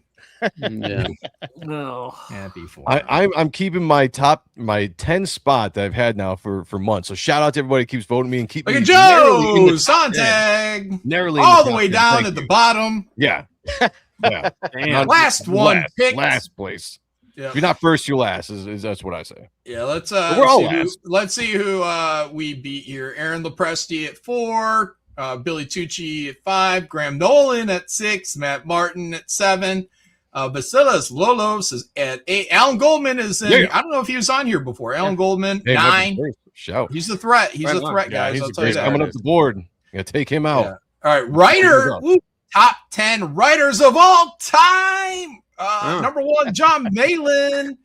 Look, for Godlike. Number 2, Shane Davis. 3, Aaron Lopresti. 4, Aaron Lopresti. John. Ethan Van Skiver, followed by Billy Tucci, Mike Barron, the only actual writer of the whole group. Mike Barron, number 7. Greg Nolan. No, fuck that. I'm a writer. Wow. Fuck that. Yeah, Shane, you don't have to say it. You're right here. You know what I mean? Like Shane's taking offense. Yeah, He's right there. Listen, top 10 writers. I'm going to sit here and say, hang on. If you're going to say Mike is the only actual writer here, that's all he does, Shane. He's the only writer. I'm going to say fuck that. He All right. only writes, is what John is saying. I think Von Klaus also is the Shane only is guy. also a writer, guys. Yeah. He's just not the 3-time writer of the year. Whoa. John Malin, the only real writer, 3-time winner. Who we got? Mike Barron, Greg Nolan at 7, Matt Martin at 8, Von Klaus in 9th, and then Liam Gray 10. Oh, these guys are also real writers. Liam Gray, Von Klaus. That's all they do is they write. Shane, this is all these guys do is write. Well, you know what? They should take some vitamins and do some push-ups. I don't know. They should learn to draw. Learn to draw. problem. You're probably a better artist than you are writers, guys. So pick up a There you pencil, Mike. It's not too late. This is Shane's talking, not me. Right. Pick up a pencil. Pick up a pencil. Wow. Take some life drawing courses, Mike, and maybe you too can be top 10 writer. Yeah. All right. We got here graded. Oh, what is this? Comic book reviews. Oh, look at Warlock. that. Godlike number 1. Holy shit. 9.9. This is what that message was about. I'm a 9.9, motherfuckers. Wow. 9.9. Dude, Certified that is gold. as close as what the hell is going? That is as close as you can get to a fucking 10. And 10s don't exist. If that was graded 10, I'd say bullshit. There's no 10. This is a 9.9 grade from the fans, guys. Thank you guys very much. Story art. By me, John. Yeah, look at that. I think you know what? I figured it out. Yeah. Warlock is run by your brother in North Carolina. Yeah, we were conspiring why that was what the meeting was with Shane. Yeah. Let's get this pecking order figured out, Shane. Yeah. I'm gonna put you in 3rd just to throw everybody off the scent. And he's like, no, John, don't. Shut up, Shane. Take your 3rd place. Godlike number 1. Wraith of God 9.8. I guess I should read this book. It's very good. Look at that drop. It goes from 9.9, all the way down to a 9.0 with Vasily Lolos, which the guy doesn't even understand English. You know, Greeks. A 9.0. Right. He punk. Shout out to my ninja Vasily. Reaper Destroyer Joe Sontag. Yeah. Wait, this is bullshit. Why is Vasilis above you if you got I the don't know. exact same score? And J I'm American. comes before V. Oh, but S is after L, right? Yeah, S is after L, I guess. It was alphabetical by last name. Yeah, that's some bullshit. Yeah, it May is 15th, bullshit. everybody. Yeah. 9.5. Wait, 9.5? I'm confused. Why wouldn't that be up here? That should be up there, Shanu, Graham Nolan. Congrats to my ninja Graham Nolan with his 9.5, guys. Look at those grades, everybody. Yeah. Next month, Anatomic, 7 Amens Before Sundown, and more. Wait, how do they know that's going to be? How do they know that's going to be on the list next month? Is this his own opinion or is that a vote? What is that? I think this is vote. his own opinion. Oh, is No, it? okay. Oh, okay. Yeah, I think this one's his own opinion where these are his review scores for books. Okay. I'll take it. Yeah, dude. It is Shout out. I'll take it. It's probably a safe bet just because we finished fulfillment of Anatomic and people have been talking about it. So he's probably just like, yeah, safe bet. People got this book and they're talking about it. So next month will probably be Anatomic. Now, here's an idea, Warlock, if you're watching. Here's how I think these comic review things should go. Whoever gets, like, let's say the top spot, like if somebody got like a 9.9, you leave that one up until somebody beats it. See what I'm saying? There you go. There you go. See, he's sending messages to his brother right now. Yes. Speaking to his brother. No, I text my brother. But I'm just saying, if somebody like if fair is fair, I will concede. They get a 10.0, man. I'm out. They got me. They beat me. Someone gets that 10. More power to them. Is the first 9.9 stay up there? Yeah, the 9. If somebody else gets the 9.9, they just tie me. Then they fade away next month, and I stay. Godlike. Let's say another book doesn't come out for 5 years. You want Godlike sitting there the entire time. Godlike one. Godlike one from that's here more ridiculous. to That's the more end of time. ridiculous than that's more ridiculous than Jim Lee being the #1 artist and wizard for All-Star Batman that only shipped twice in a year. Every Yeah, month. but he was the best though. That's true. Yeah, That's true. that was the blueprint for John too. So you got to Shane's like, it doesn't come out frequently enough. Who cares? So let's say I come up with 10 on Anatomic. Nobody can beat it. Shane, come Nobody out with can that beat 10. Come out with that 10, baby. No, the chart's over once somebody hits 10. You're missing it. You can't go higher than 10. So nobody's ever going to dethrone you. Yeah. No, somebody else would be the 10. I wouldn't be able to dethrone them. Unless unless Godlike 2 is the 10. John, you can't think, man, God, how did that go over your head? Somebody comes along, they get a 10. All of a sudden, they dethrone Godlike. Yeah. Then who dethrones them? They're already Nobody. At 10. The person that gets to 11. So then They are Godlike at a 10, Shane. You can tie a 10. You can tie a 10 and say, hey, I was up there once, but that 10 stays forever. This is like the Chat Awards. I'm getting ready to take myself out of it, guys. Oh, okay. Take your No, ball. You went there. Look, man, everything's fair now, and look at it. Shane can't handle it. All right, anything else What you do want you to click mean? on? All right, Like, what do you mean? I'm saying, like, your idea of you stay there until somebody dethrones you is fucking retarded. It's not What Shane, we're it's- saying is the Fair big is takeaway fair. from all of this is that John needs to make a shirt that says everything's coming up mailing for the con. That's Top all we need. Hey, there Top we go. 10 Oh, there we go. rising hot shots. Number Oh, 1, damn. Sean Salter. There he is, guys. Hard art. Dang. Whoop whoop. Followed by Exactly. Patrick Quinlan. What is this in his mouth? Is that a? A cigarette because he's. We're gonna dirty say it's a smoker. cigarette. Shout out to Patrick. Oh, okay. Oh, fuck It's me. like a pill in his lips. I don't know. It's an odd angle. Christian fact. Rossi at 3rd. Nice. Nick Axe at 4. Elliot Rodriguez at 5. Right on. Frederick Gumont at Gumont? 6. Tom Total 7. Yeah, I got 7 to 8 a.m.s before sundown. Right, y'all. Nice. That's my next read, guys. Like legit. That is the next thing I am actually looking forward to reading. I feel like Tom could probably write something really good. Maybe I'm getting my hopes up. I don't know, but it's sitting there ready for me. Johnny Rocket at 8. Stefani Renee at 9. Okay. Lit Devil at 10. Right. Let's go. Shout out. Shout out to my ninjas. Salty taking the number 1 spot. Those are like 2 months, 3 months in a row, right? There it I is. was there all last year, and then All for the last year, year, shit. Patrick Quinlan got one for the whole Oh. year. I was all, what? How do I get it all year long? And Right. then I go down. Rigged. Totally. Right. Because these are voted, right? That's the Yes, vote. these are fan voted. Yeah. So people, Yeah. you know, I think you they gotta, count you the gotta votes like they rally did the on troops, 2020. man. I think they counted the votes like on 2020. That's how they count the votes. Hmm. How was that? You know Late how at night. late at night when no one's looking, and then they Yeah. just 3 o'clock in the morning. bunch of Bring in a truck lot of comes votes. in with a ballot of Oh, I thought you were talking. You said 2020.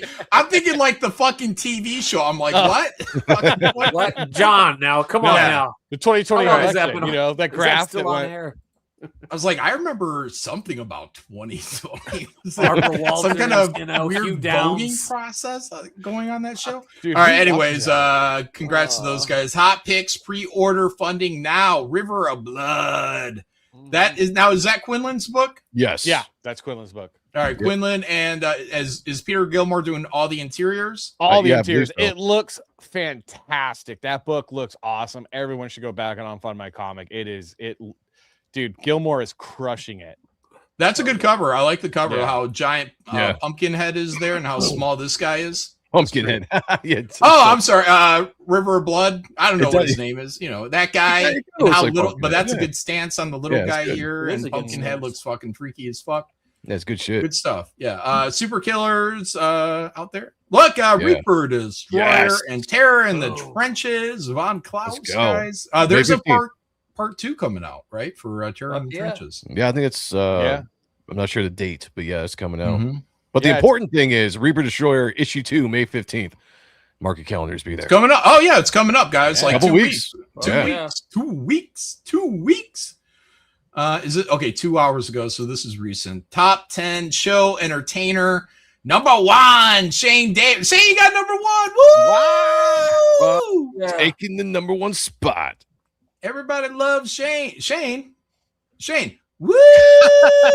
Let's see some of that entertainment. Ow! This guy, he's on fire. Woo! Number 1. Number 2, Ethan Van Sciver. Woo woo. Number 3, John Malin. Dick Masterson at 4. Beatty Summers at 5. Howard Stern at 6. Oh, that's Dale. Look how much he looks like Howard Stern. I thought that was Howard Stern for a second. I was like, what? Like, when did he become Great. CG? Nice. Yeah, Billy Tucci at 7. Vasily Lolos at 8. He doesn't even speak English. Yeah, I know. Cecil is at 9. Peter Gilmore at 10. I think this is a travesty that I'm not in the top 10. So everybody out there needs to start getting out and voting for me. Yeah, go vote for Joe Yeah. as entertaining. He's entertaining. That's right. Hot Picks pre-order funding now. Bronze Star 2. That's been available for a while, right? Butch Killigan 3. I don't know about. I've just made an enemy by saying that. Barbaric. That Dan Law cover. And Merry Boys. Is this a new Merry Boys, or are they I think so, right? They're doing 1 through 3. It's 1 through 3 that they're doing on the Fund My Comic. I could be mistaken, but so it's a collected edition. Is that what it is? I think they're just all three issues. Oh, okay. It says part 1. I don't know, whatever. People. John Vasilis is in the chat, and he just wants you to know that he does speak English. So barely. Barely. But no one understands him. No one understands him. Yeah. All right. Let's see. Top 10 fan favorite. So not an entertainer, just you're beloved in general by the fans. Ethan is at number 1. Shane is at number 2. Why am I getting these 3s? Wow. You know what? I get it, guys. I'm not the most personable. I don't put on the hats. Well, I put on the beanies. I don't put on. I don't put on the mustache. I don't put on the mustache. Politicianing. You're politicianing for the next award. Just get through it. Just get through it, man. I understand, guys. I understand that I'm not doing enough dress up, but I wish you would consider me for fan favorite next month. Non-stop campaigning from John. Aaron Lopresti at 4th. Vasily Lolos at 5. Yeah, well, Vasily does do he doesn't speak English, but he does show up fairly often in costume as Casper, the Peter Gilmore at 6, Dale Kuhn at 7, Billy Tucci at 8, Martin Klaus at 9, and Patrick Quinlan at 10. It's another travesty that Joe Sontag is not up there, guys. So let's work on that. I think it's more of a travesty. Come on. Yeah, maybe I'll be on the next list. Do we got any other? Right. Are we? We'll see. I think this might be the last because Warlock Independent Comic Magazine Awards 2026 at For the Fans Fest, guys. I believe this is Friday night. Join us for the first ever live Warlock Comic Awards show banquet. Enjoy a 3-course gourmet meal and open bar alongside the pros as we celebrate the best and brightest in independent comic breast. And a lot of man breasts out there. Oh, shit.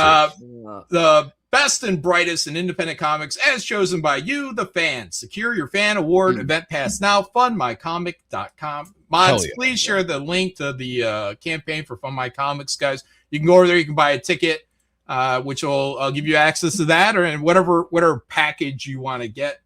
Go out there, check it out. Thank you. Appreciate whoever's package. Yeah, definitely get that. Go over there and get it. Yeah, man. The beginning of this made me feel like a real winner, and then when I got to the end of it, I started to know how Shane felt. You started strong. I'm the real winner in this. What are you talking about? Yeah, well, I mean, everybody likes you, Shane. They're like you're the entertainer, you're the fan favorite. You know, you're everyone's favorite. Great fighter, bozo, kind of the clown. You know, bozo. Oh, here it comes. When they need a costume. You know what I mean? Yeah. Shane will provide. he's got that costume. If there was a Knives category out. for best all around, Shane You would want be- someone to tie up a balloon Yeah. on Look, stream? man. Shane's most likely. Yeah. And John, go full Crush a screen. pumpkin. All right. I What you hate to got? pull this card in front of you, man. I know it Oh sucks. shit! Warlock 2024 Creator of the Year, Shane Davis. Damn. Oh, that is Wow, fucked up. That is yeah. cool as fuck. I never got one of these. Okay. No, you didn't. I didn't want to rub your face in it, but you drove Hmm. me to this, John. I didn't want to pull this on you. Yeah. You made That was- this. that was You a power walked move. into this punch right here, John. You walked into that. Oh, it's weird because I'm 3-time Writer of the Year, but I didn't get an award. Or do I have 2 of them, Shane? No, I don't. Wouldn't that have been funny if I'd have whipped out 2 fucking statues? There's still time. before Warlock, next come on, week make to it happen. Give me these awards. Give me some statues. I'll rub them in Shane's face. Because that's what friends do, Shane. Oh. That is true. That is what friends do. We're doing a. By the way, we're going to do a. What is it? A pinup book for this campaign as well. So a lot of the creators, I can't say all, but a lot of the creators are going to be providing charity. They're going to do a pinup of one of their characters, and if they want, they can color it themselves or whatever. But it's all pro bono. We're all donating, except me because I'm doing the fucking cover. Oh, But if we get other covers, then I'll waive my fee. So, anyways, that was established before I was gifted, granted, selected by the chat to do the cover, chosen by the fans to do this cover. I asked everybody in the King's Room. I said, "Hey guys, give me, if you want to participate, give me your character. I'm going to put somebody's character that's not mine. It's not Shane. It's not Ethan. Right at the front and center. They're going to be the leader of the pack."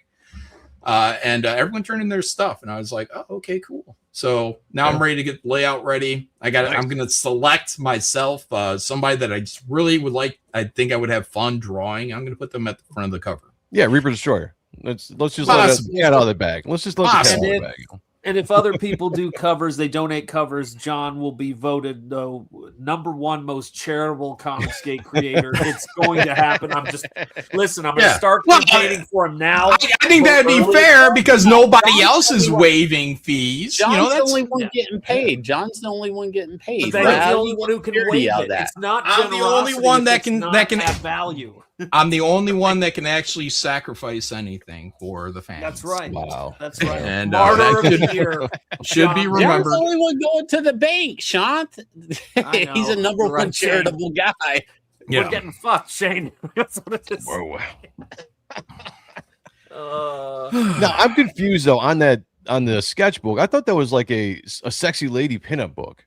Sketchbook? What do you mean? Or not the the pinup book. Sorry, I thought that was like a. It was going to be that, but then somebody didn't want to do sexy things. Was it Shane? I didn't give him. I don't know. I just it somehow somewhere along the way it just became pinup book. Oh, okay. It sounds like Aaron. That's my understanding of it. That's my understanding. Well, I'm gonna draw sexy ladies for the pinup book. So yeah, just draw whatever. Yeah, draw whatever you want. Do we have to draw our own characters, or can I do a D-man and shake things up? You know? Well, I think fans are going to want your own characters. So, and also it's a good opportunity to expose your character. Not like a flasher, but to expose your character to the fans out there. And that'll happen too. Yep. Anyways, good stuff. I'm going to start doing the layout. And I'm kind of excited. There are some characters that I've been kind of having itches to draw. Springball was the earliest one. Yeah, that was a fucking blast, man. Yeah, it's like that's pretty fucking cool. Let's go over this because we've been covering this, and they released a new Masters of the Universe Forces of Evil featurette. Oh yeah, featurette. There you go. So this is the part of the first, this movie is going to be over 2 hours. Which is a lot. Most movies are not over 2 hours. And I don't know if that's a good thing. I don't know if that's a good thing. It's been 40 years. It's a good thing.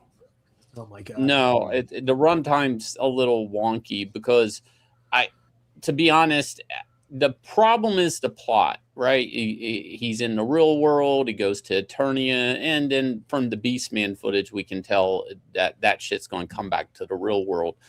That was a big problem with the Green Lantern movie. He would go to Oa, come back to Earth, go back to Oa, come back to Earth. Too many trips, right? If you're going to do it, you got to do it like Last Starfighter. Kids on Earth, goes to space, comes back to Earth, end the movie, right? Wait, do we know that Beastman on Earth is the end scene? Couldn't that have been that they come and track him down and then Tila is I don't know. him? It's it could be either one, but I mean, it's probably going to end up with Adam back on Earth. Is the thing. I don't, because it seems like he gets the sword and then he ends up in his clothes with the sword on Eternia. Is he tracked down by Beastman? It could be, but he'll probably end up back on Earth at the end of the movie. That's my gut instinct on that. I think that's the good book and ending, being that he gets set up, is kind of being looked down on, joked about, and then he shows up at the end and is, he's got a power shot. It's an upshot. That black lady's looking up at this white devil, all veiny and muscularly and tame. What's the average runtime of a movie now? Because I know they try to keep it up under 2 hours. Hour and a half. Before showing. Hour and a half. Yeah, usually. I don't know, man. I don't know. That seems like too long, in my opinion, for this type of movie. That's just, I don't know. Yeah. I think any adventure movie should be something like this, should be at least 2 hours, especially with the amount of money you're paying at the theater to go see these things. If I'm dropping like $40, $60 to take my wife out and get some candy and some drinks, they better be having me in the seat for at least 2 hours. Yeah, but they spend 20 minutes of him in a salmon shirt with multi-diverse cubicle people having a pronoun conversation, and that's paying for 20 minutes of that. That's 20 minutes they could cut out. I think 2 hours is a bit of a challenge, because I think that you should be kind of going into this and being like, we want to be sure these kids are entertained, they're energized, they walk out of there excited, and they want to go out there and get the merch. You definitely don't want it to become, well, my kid fell asleep during it. That's what happened being Green Lantern, by the way. Yeah. And I wasn't a kid. I was like in my 30s. I was like, right. So here we go. This is all featurette on the villains, by the way. Skeletor. The Horde.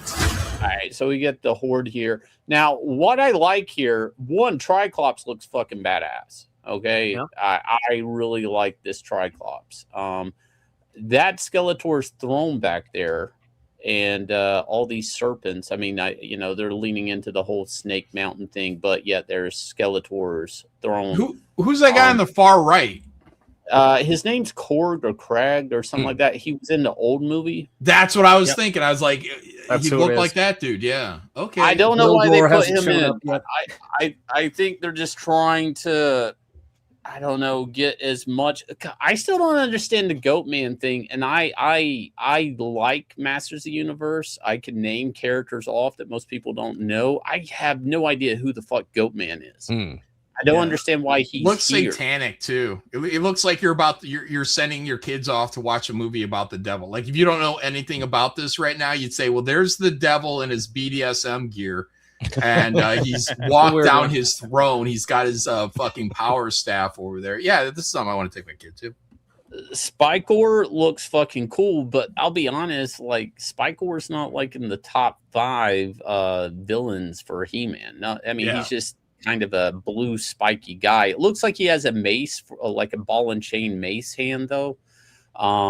So that maybe there's some cool fight scenes with him. Let me see. These characters, they become so iconic. The great villains from my childhood. Man, I want to see those titties jiggle, man. What the fuck?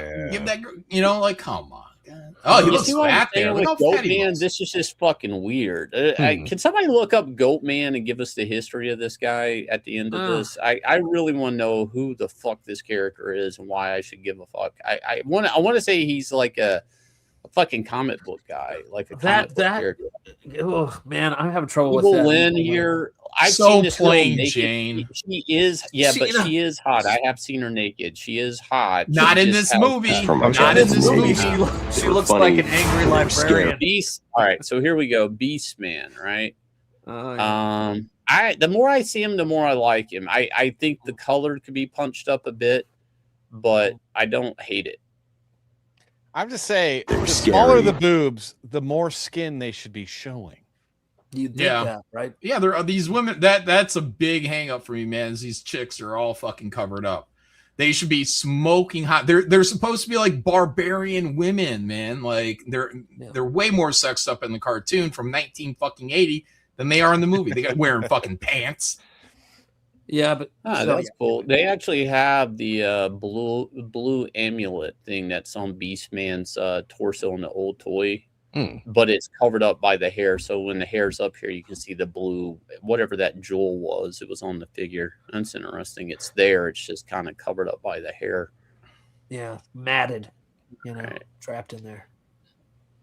So we got Yeah, Beastman. He's pretty fucking huge, man. He's like gorilla size. Yeah, I haven't seen this part yet. Maromi, fuck. Beastman. What did Maromi say? He said Beastman brings AIDS to Earth. That's how it happens. Beastman. Yeah. But I feel like they pulled the color out of Beastman just so he doesn't look, so he blends in with this one scene. Like I really do believe that. Because they keep showing this one Beastman scene. It's like, so you literally zap the hue out of him just so you fit into this row of cars in this city skyscraper. It's like, I don't know. I fucking hate that. Boy, they look. Spikor look at this, dude. That's what I'm saying. I like this Triclops design. It's fucking badass. Yeah, it looks great. Shane. I got one problem with it. He's black. What? I wish there was more green. Yeah. Oh yeah. Well, he was always kind of like a dark green. So I appreciate John the wishes it was a lighter green. Hey, I'm kidding. Of course, it's because he's black. Come on. Spikor looks pretty fucking cool. He just, I don't like. I would have rather had Merman or That's good. any That's a good bad design. guy. Other than this guy. I wish he wasn't purple. I wish he was black. I don't Nice like try, John. the lack of contrast is really bothering me with this too. Every character is like bleeding in, like blending into the background, and it's I don't know. It's too much reflective Yeah. light. Like they're playing into it's gonna happen, but I mean, they're every set's like a dynamic lit background. So all the characters' colors are gonna kind of change when they're introduced to that light source. But I don't know. I would still rather it be more purple for sure. Zakanian says any other bad guy versus Spikor, I'd have taken Stinkor.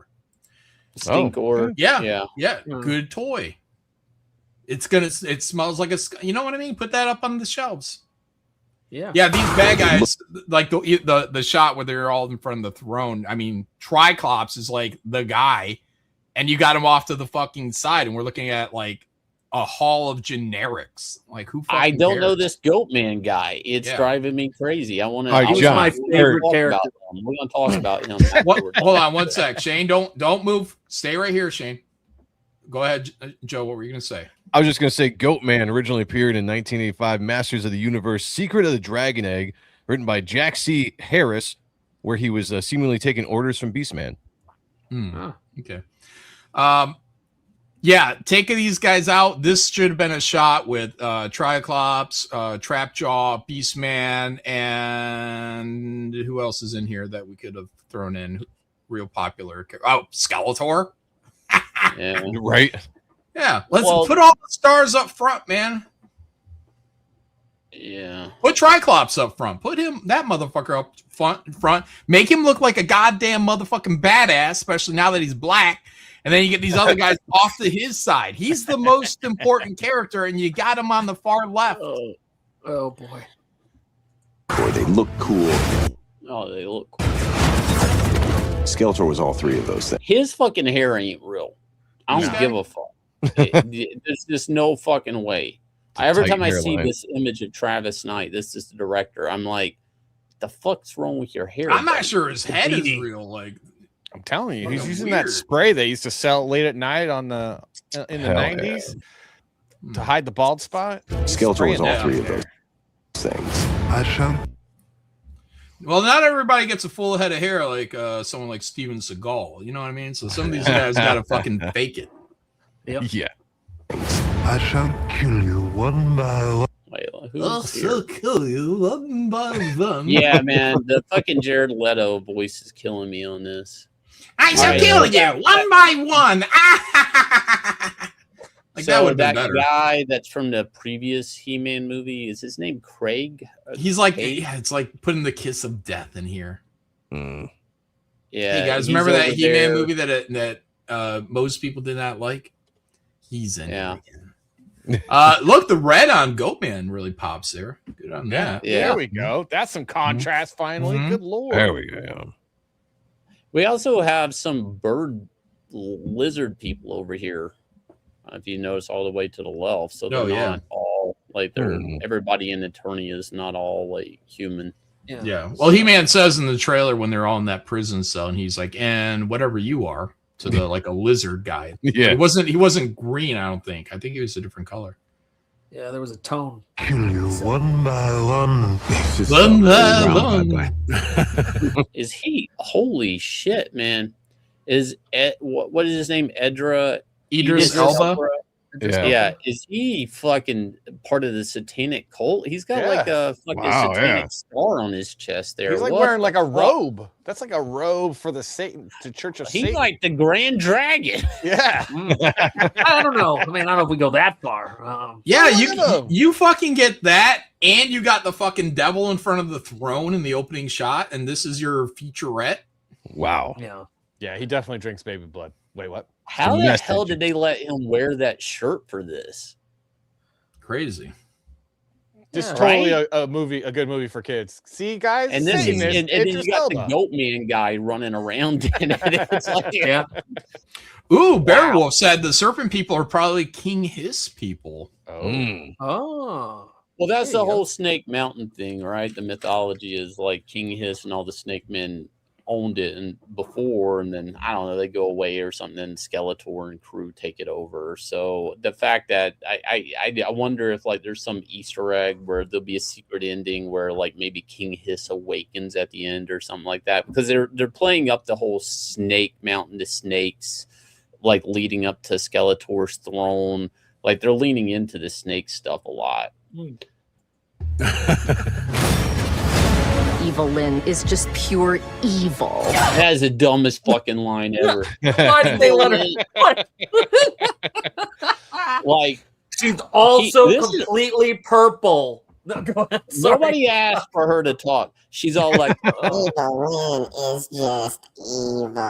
Get it? Get it, guys? Evil Lynn is just evil. She looks like an elementary school teacher. You know, like Oh, yeah. jeez. She does. come She on, does. guys. I'm gonna pick a different actress for this role. I don't even know Yeah. who this is. I don't even. Well, it's Recognize Alison it. Brie. She was the in Glow. She was in the yeah. wrestling TV show Netflix Glow. She's actually Oh, okay. really good in it. It's just I don't think she shouldn't have been Evil Lynn. Look, Like she's No. good at delivering lines. You could have She's- got any fucking hot Anybody. fucking stripper chick, you know. She doesn't have to know how to act, just fucking be there and let your boobs jiggle. That's all you gotta do. Stare people down the whole fucking Look, movie. That's it. honestly, she Let me would have been add a better Tila with a red. Just give her a red wig, and then she's got boobs. Show her boobs off, and Does she? Because Tila. yeah, we can't see him here. Yeah, No. yeah. Well, there's nude pictures of her. You can go look up. She I'm gonna was look. What's her naked. name? we believe you, Shane. I All don't right, know. stop pushing her boobs on me all the time, man. Damn it. No, Gotta look this here's the up. thing for me when I look at this character. What she's wearing does not work with who she is. Like it's just a costume that looks better on somebody else. The only Yeah, job and the costume Rashma is says done John right. Allison has tits. They purposely hit. Yeah, but still, like Yeah. she doesn't. She's not like a really smoking hot, crazy chick. You know, like she looks like a school teacher in a kind of an evil outfit. Like you know, like hair even kinda the like I don't know, the mascara, the eyeliner. You know what I mean? Like they could have done something to kind of evil her up, but she still looks like a school teacher in a fucking evil costume. I don't know if the I basket don't know. weaving shoulder pauldrons are working. Yeah. with her. That's Like, what I Let's mean. let's Thank hear you. her talk about She's- Evil Lynn. John, she's let her all convince you that Evil Lynn is evil. Let's All just let her sell us. Pure evil. Evil. Oh, that was Okay. that's her whole. Yeah. Can we just the get way a- she says. But for that, Shane. Oh, she's doing bird hands Evil too. Lynn is just See how she smiled and did the hand there? That's She's a little like, bit of a crazy "Nuh-uh, look girl. right there. I'll give her that. Nuh-uh, girl. Yeah. Seen Yeah. that look. Evil Lynn is just pure evil. All these iconic villains. So what's in it? He looks Well, straight that's like awful. he came They out say of the fucking iconic. Dolph Lundgren movie. They Like, did say they iconic use and him they at show all? that guy. One of the most This iconic character up from the- mistakes in cinema history. Yeah. Yeah, can somebody pull him up from the previous movie? Because that looks like I'll they grab didn't him. even try to redesign it. Look, Like, he that was in looks- Lord of the Rings. That's the orc Yeah. that killed Boromir. That's true. That's him. Oh, Yeah. that dude was badass. That board. That looks exactly Rourke like guy. what's his name? Rapjaw Rourke. looks good. I've just seen pictures where his mouth's open and he's not missing his bottom jaw. It's just like they put armor over it, which I think was why even do it at that point. All these iconic villains bring the world to life. Goat Man, Spike or Trap Hold on. Like, they got the lizard guy licking the fucking hook. Why isn't fucking Evil Lynn licking her staff? Why is it always the guys that like the sexual it's coming from the guys? It's a great point. I hate this because I feel like they're really like they really made this movie for Ethan so he could go and say He-Man's fucking gay. I got the video. I got the You know? pictures of the original '80s character, John. If you need them. Look at the director. Alright. He One sprays One his sec. hair. Let's go. Ooh. You got them. Yeah, it hasn't changed much. Hasn't Oh, changed yeah, This much. wow. right here Okay. is pretty much what made the franchise what it is today. Okay, a lot of people don't understand that you don't have He-Man without this guy right there. There's something. That's- There's a reason they do this. See that sword guy over there to the right of him? Yeah, Right? Blade. Yeah. Go back into that photo, Sean. This Zoom. Yeah, there, yeah. This So one. they made a toy of that guy a few years ago. Yep. There's some problem where like this is about keeping the copyright and trademark of these characters. It's like nobody's asking What? for this. Mm-hmm. Yeah. That's some Like nobody big-ass wanted hair. a toy of that sword guy, and now they're throwing this guy in the movie. It's like this is just Mattel Yeah. trying to keep like the intellectual property of these characters Yeah. around because they haven't renewed it ever so many What's- years. Shane, was that the one that had that was like based on they couldn't even get the actor likenesses and they did the Bill Stout Yeah, concept yeah, art yeah, figures? yeah. Was that the one? Yeah, Yeah, I yeah, remember that. Holy yeah. shit. So they Uh, made a toy.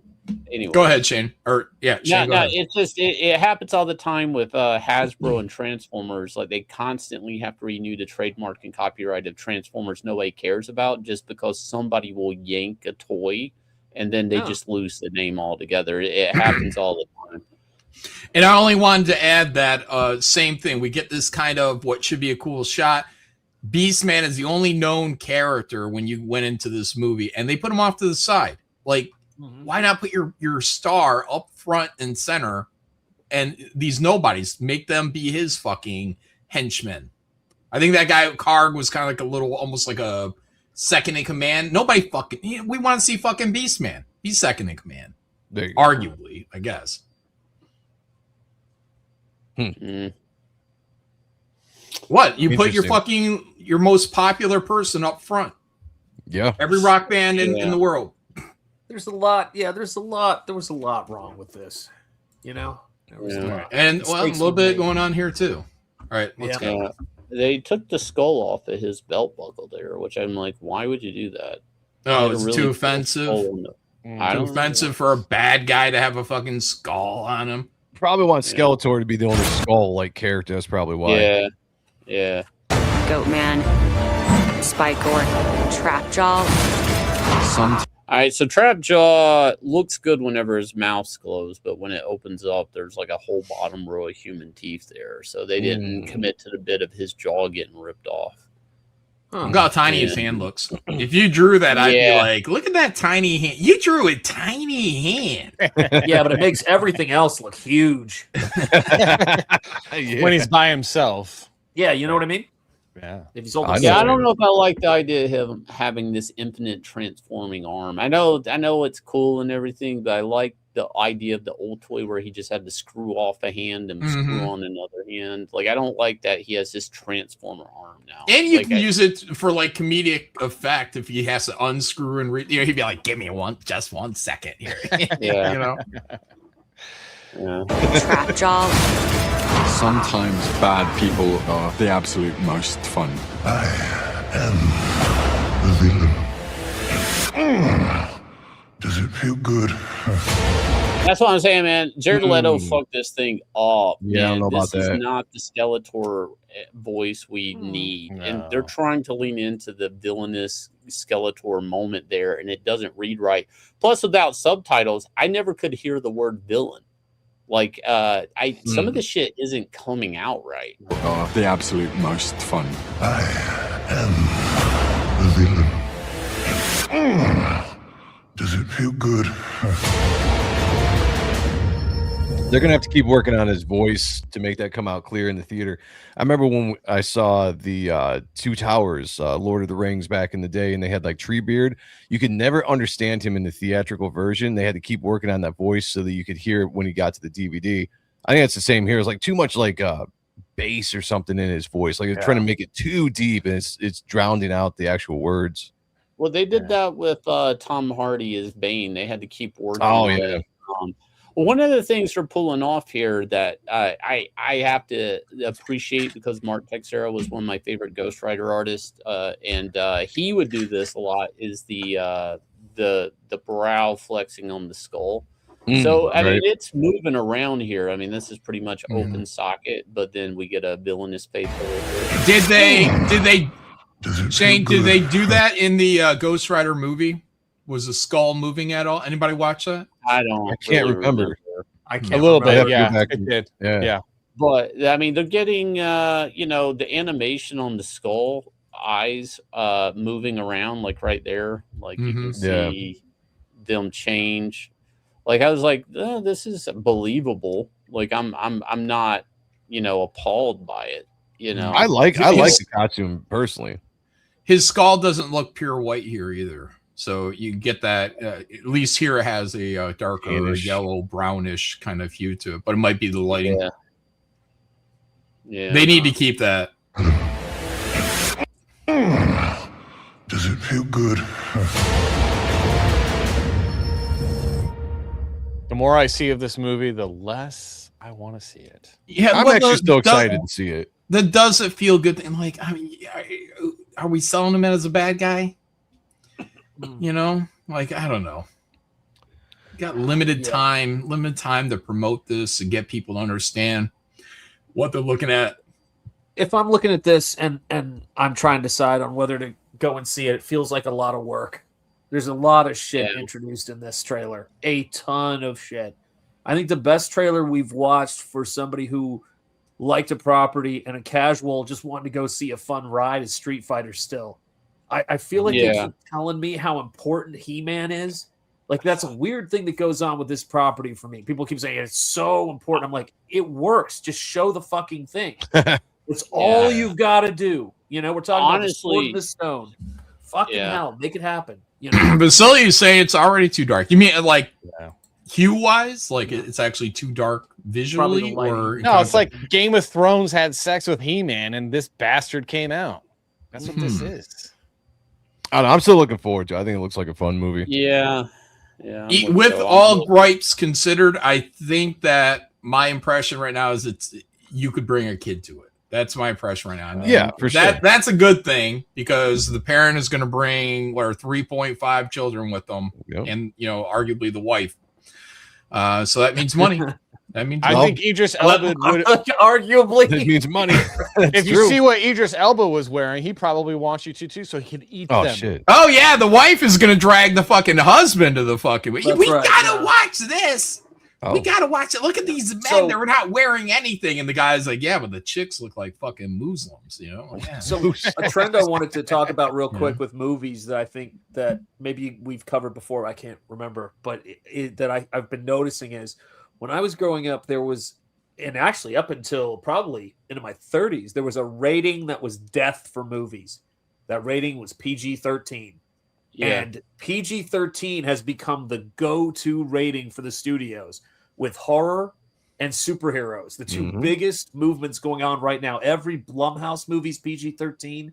They're getting away with more violence, but the one thing PG-13 means is no skin on women, period. It seems to be the only thing PG-13 covers. A guy can be in a thong running through, fine. But if you have a fucking woman showing anything. It's the weirdest rating. I don't know what it means now. Do you guys remember PG-13 movies back in the 90s though, or in the 80s? Yeah. Where you could have nudity. You could have like a chick's ass, or maybe like a quick have tit nudity shot. in PG, man. Yeah, Fucking hell, PG movies. Yeah, right? back in the day. Jeez. Yeah. Cecil did a post just the other day. I saw it. It was like Bad News Bears was, I guess, rated PG, and they're dropping all types of shit in there. No bombs, Jews, other slurs. What's it? Well, all out of one kid, all of one kid. Because I looked up a clip and I was like, damn.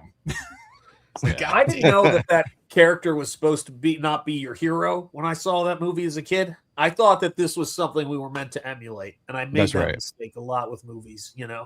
Confused a lot of people. It's tough.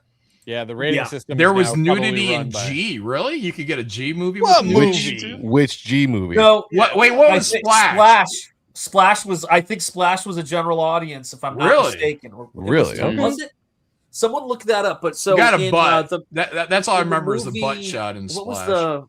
I'll look it up. Was it 16 Candles? It was 16 Candles, I think, with Molly Ringwald. That opens up in a girl's shower scene, and the main female hot girl in that flick is nude in that, or topless in that scene. Really? I'm gonna go watch it. What movie was that? Yep. 16 Candles is PG-13. Was it? Yeah, all those John Hughes teen movies. Well, if it was PG-13, still the point, right? In terms of nudity and PG-13, you can't. Totally. Yeah, the rating system. The R. The rating system now is run by women and gay men, where it used to be run by straight men. So that's why it's the way it is now. Splash was PG for mild nudity, occasionally profanity.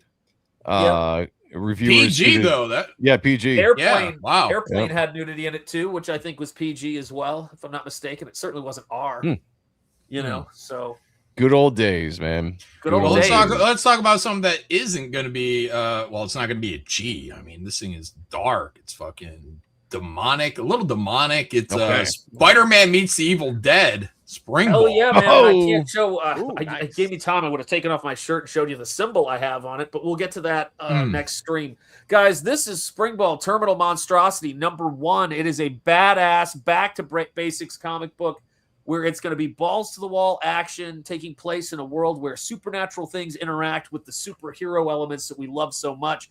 There are going to be no nipples because I'm keeping it PG-13, but there are going to be some big old titties in this book. And there's going to be a nice ass, and there's going to be some meat, Joe. That's for you. That's for you, brother. Yeah, all right. Got the cock in there.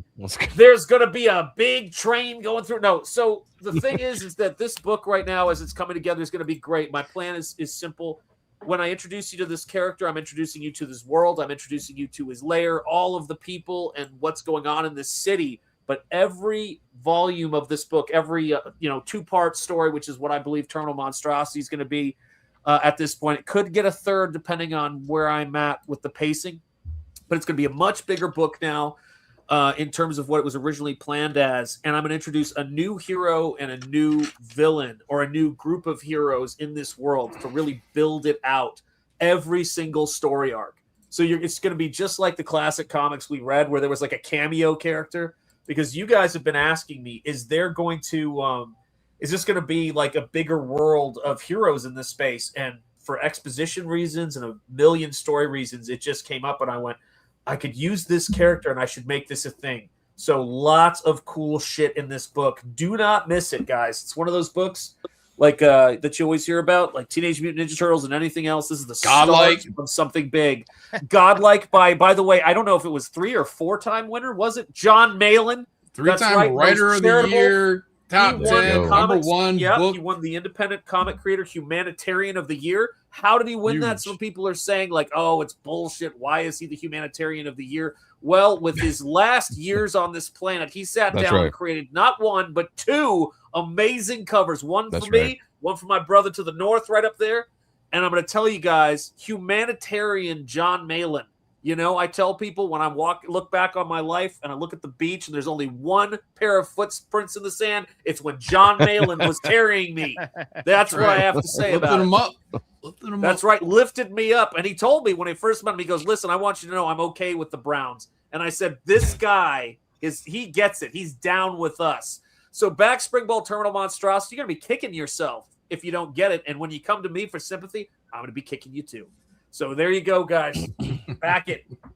Boom. But we Wooden should Shot, stop sucking each other. Shut up, Wooden Shot. We'll suck as much as we want. That's right. Yeah. Go ahead. Yeah. All right, guys. Go Love is check love. that out. Beautiful. Shane, you had something. Where'd that go? gonna show something? I'm currently stalking the Chun Li girl. If you want to help she's watch hot. what it's like to Listen, Yeah. you know, to don't wanna miss out stalk. on this. You know, Yeah. I'm You always see that- down for stalking. You see that picture of her working out with her ass? Very hot. What? How do you do that? I Joe, don't know if feel it's on her like you and Instagram. I are brothers from another mother. I'm telling you, I had to check out her You know thighs what and her makes ass. her Turn hot? around. You know, let me tell you guys what you look for in an Asian girl. Okay. Is the look of Okay. apathy in her face. It's something about it. It's the hottest aspect of an Asian girl. Remind me to show you my high the school slight girlfriend's tilted head, like you're doing this again. You're telling that joke again. It's $4.99. You think it's $4, but it's actually $5. You fucking idiot! I get this look all the time. It keeps my marriage going. I love it. I see a little bit of fleshy armpit there, John. Look at that. Oh, Yeah. boy. Yeah, some people are into that. And some women exploit that. I mean, I'd put it in an armpit, just to see, just once. Whatever you need. You know Yeah. what I mean? Get it. Look, man, over just the don't have a line. fucking 5 o'clock shadow down. Come on, man. You know what I mean? Gotta wax it. I was watching that show with Charlize Theron, Shane, that you were talking about, and I was like, her pits look a little fucking. What the What the fuck is happening here? Wait a minute. Wow. What? That's Shane's in love with a man. That's a man. Oh, boy. Wait a minute. What? What the hell? I don't know. I've never heard of this chick before until this movie. Oh, that's the guy that's playing Vega. That's he's actually a musician or something. I don't know. Okay. That wears a mask. Shout out to musicians. This is weird. Anyways, yeah. What do you think of that Apex movie? Not for you. I wouldn't recommend it. Shane, you might Did you recommend it. finish it? I wouldn't recommend it. Yeah. Did you finish? Yeah. I just I was laughing my ass off at her getting her ass kicked in the jungle, man. I just thought it was funny. Yeah, if So- Sam Raimi did it, maybe, I mean, like they tried to make the guy a little crazy, goofy, listening to some, I don't know, sadomasochistic music and dancing. And I'm like, yeah, okay. I don't know. This is on our radar. What is the it? race swapping just doesn't stop. That's never going to stop. I don't know if this is real or AI. I don't know. Terrible trust. A live action Casper the Friendly Ghost series. Oh, is in Jesus. development Come on on. Disney Plus. Shane, that's not No, real. no. I don't know. No, I Shane. don't know. She usually doesn't. That's you know, AI. Like, and somebody goes, "Where's my wallet?" This is AI. Oh, no. What's that kid doing? Like killing Whitey? What's he doing? Time for some fun. Got your wallet. Hey, my wallet. Now I need to get away. Look, someone's bite. Yes. God. Black ass with the worst movie. I cannot. Dude, this may be that. real. This might be real. It's not real, Shane. That was the worst AI. I don't know, man. I don't there is a copyright watermark down here of it being owned by Disney Entertainment. I don't know if this is real. I don't know. They went to if this is fake, they went to the trouble of typing the copyright down at the bottom. That'd be insane if this is real. That would just. It's not real. That would be There's- insane. I'm not falling for this stuff, guy. I'm not gonna pretend that terrible AI of the kid grabbing the wallet. I'm not gonna pretend that's. I'm it's gonna, not you know real. what, John? I'm gonna look it up. Yeah, dude. Let's Look at confirm that. it. So Steven it up, Spielberg Shane. is trying to resurrect Casper the Friendly Ghost at Disney Plus. There you go. But there's been no visuals yet. This is all Yeah. just early. All right, here's something that I guess did happen, and we could have a little bit of outrage about. Charmine Obaid Chinoy, is that how you'd say that? Hired to direct the next Star Wars theatrical film starring Daisy Ridley on her filmmaking philosophy. I like to make men uncomfortable. fuck. I enjoy making men uncomfortable, recognizing that I am working to bring something that makes you uncomfortable, and it should make you uncomfortable. Is this the right philosophy for a director of the next film? According to Dead fan on Her face is arrival. making me fucking uncomfortable. I mean, right yeah, She did it. Yeah. that's her entire life is men uncomfortable because she probably smells. She looks like she wipes back to front, and she smells, and she's ugly. No, I mean, Why would like again, guys? Like it's so idiotic. There's no control going on. Like It's leadership, antagonism. it's activism. It's like, why would you like again? If I get hired by the Mattel or the Barbie company, is it Mattel? I get hired to do Barbie work. You know what I mean? I don't go in there and start making statements about how I would like making women uncomfortable. What? Yeah. You know what I mean? It's a girls market. I'm there to make stuff for girls. You know, so I'm gonna be working within the framework of that company to do what I can to make their product the best and reach out to as many girls and women and old ladies as possible.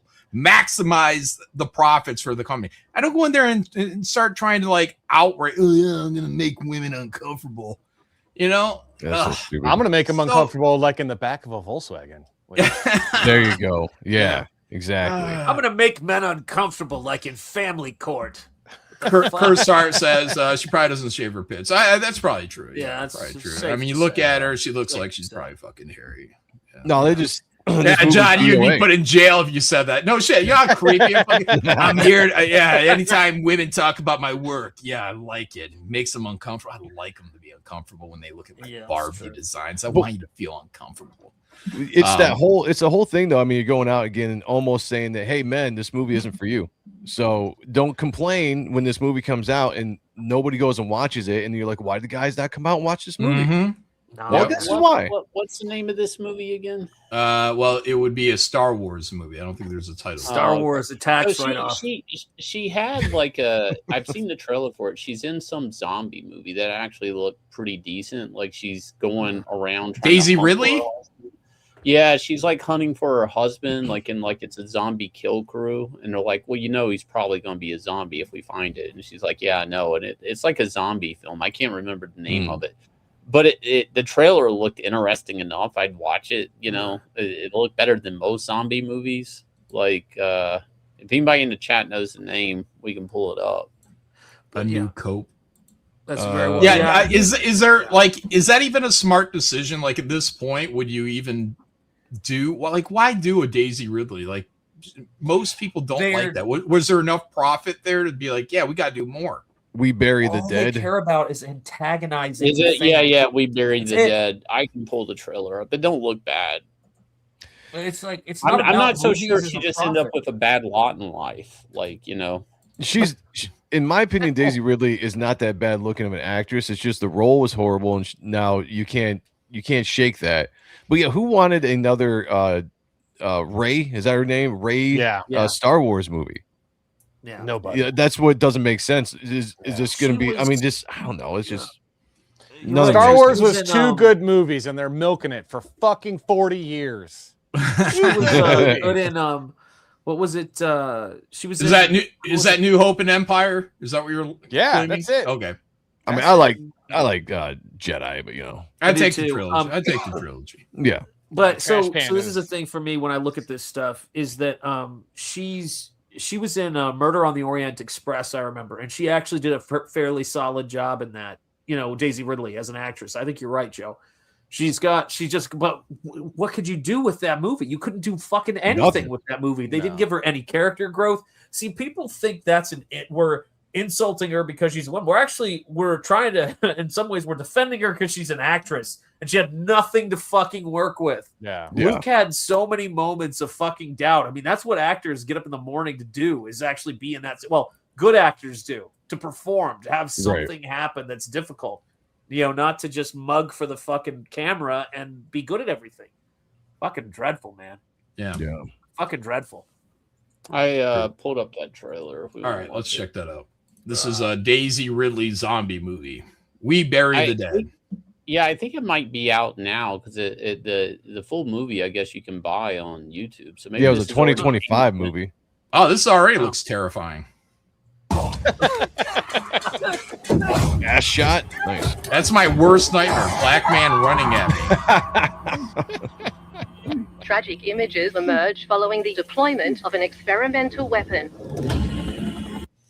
All right. So It Lives Inside. I don't remember that movie.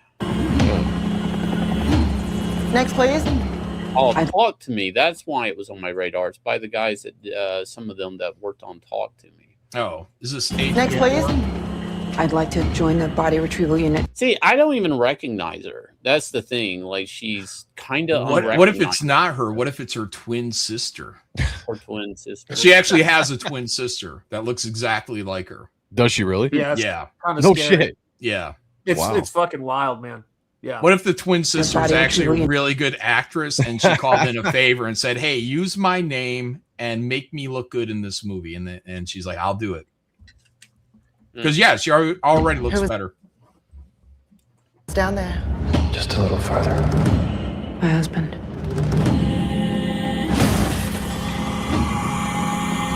I want to make a difference. There should be a way to get to the highway without them spawning us. I know what you're going through, but if you find your husband, I hope you understand what that could mean. Wait, is her husband the black guy? Are all the zombies black? The odd ones that do come back online. Well, if they're in Australia, they're not black. They're the Aborigines. You say tomato, I say tomato. Shane, fight it. Fight it. Fight it. A docile. You have nothing to fear.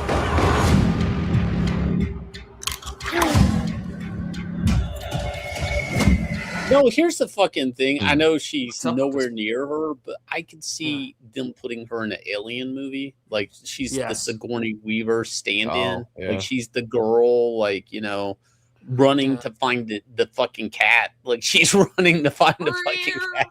Yeah. Well, look, that's more acting right there than in her 3 Star Wars movies. That's what I'm saying. I saw this and I'm like, I'm not so sure. Like, she's really a bad actress. I don't know. I this movie trailer, I was like, I kind of want to watch it. I just haven't gotten around to it.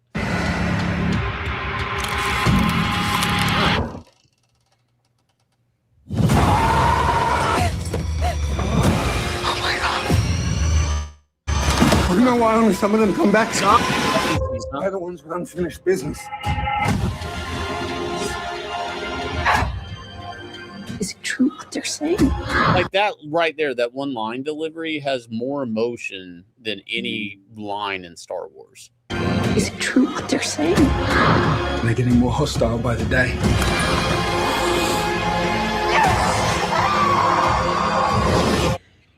I feel like she's just Keira Knightley. She is. Just a little further. She's Keira Knightley if she ate carbs. Yeah. Just a little further. I think that might be her issue. Is that No, people see her and they think we'd love to say that she's Keira Knightley, like she looks like Keira Knightley, but John, if you'd share my screen, this is terrifying. Hot, you guys made me pull this up. That's Daisy Ridley with her sister. Kika Rose. I like her sister's This is name, fucking terrifying to me. Yeah. My why is that terrifying? I was just saying, why? Because yeah, I can't tell them apart. I can't tell which one is which one. It's even you can't better. Tell which one you want to see naked more. I'm pretty sure I could look at my own chest and see about what they'd look like. Yeah, it's all right though. I mean, like, she's like her sister. You're dating Daisy. Kika comes over, for a visit. It's morning. You were confused. You were, she's making coffee. You're coming up. Oh, hey, shit happens. You didn't know. It's not your fault. Has anyone dated sisters before? Have you guys? Anybody been Hell able to pull that off? Nope. Date one and then date the other? No, that's death. Yeah, I can't imagine that going very well. Oh, it can be fun until it's not. Yeah, until it's yeah. I dated one girl, and then we broke up, and then I dated her sister. Wow! All right. It was fun. It was awesome. Liam has, or they're dating sisters. Okay. Yeah. Girls will betray each other. That's why I love them. They are Yeah, no terrible shit. to each other. Yeah. They are terrible to each other. And if you can work it to your advantage, it can be fun. Exactly. Yeah, I remember my high school girlfriend was in tears at the cafeteria table because we had just broken up, and one of her friends looked at her when she was done telling her sad story, looked over at her and goes, "So is Sean like available now?" didn't even fucking Catherine. That was cold blooded, bitch. Yeah, that was are some bad. shit, man. Women are Fucking terrible. I like to it. each other. Nobody here would ever try fucking around on their significant other's Not anymore. sister. No. Oh shit. Yeah, I would. I would. Fuck no. Yeah. No one. I agree.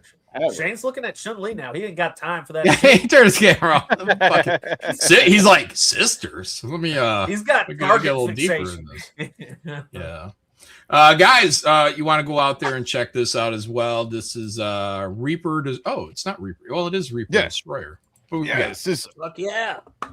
so this was so Reaper Destroyers. There's going to be a catch-up tier on the next campaign for issue 1 for people asking. So I just drew this the other day. This is off to Marlo Quiza to get inked, and then Dave Kemp to be colored, and this will be the cover for issue 1 on the catch-up tier that I wanted to show off. I just released this I think earlier today, put this up here, but obviously you guys have seen the John Malin cover that is going around on Warlock right now. One of the most popular, exciting cover that's got all the buzz out there. So on May 15th, make sure you get out and back this cover like crazy. Also, I've got 2 different covers coming out as my cover. This is my character Vanessa, who's the evil for evil's sake. Is that what Evil Lynn said? Evil just because she's pure evil. But this is actually pure evil and quite naked. So you guys definitely want to get this. Oh, nice colors on that. Yeah. Yeah, this is Dave Kemp. This is my guy. It's my colorist on the book. Very solid. The Kemp brothers, Spawn, all that stuff. Been working in the industry for a long time. I am going to have this variant, though, on my website because I want to drive some attention to superiorpresscomics.com. So there's going to be an exclusive variant, full foil virgin cover on the website with the lightning. I thought this looked really cool. And I think on foil, that's going to really, really pop. Definitely want to go out and check that out. Brett Booth has a cover on this as well. Knocking out of the park. If you guys know who Brett Booth is, well, you should. He's a fantastic artist over the years. Been doing Spawn now for the last 2 years. Badass. Here was the Warlock cover because I brought that up in case we didn't talk about it. And also Oliver Isabedra, our guy, knocking out a beautiful cover for the book as well.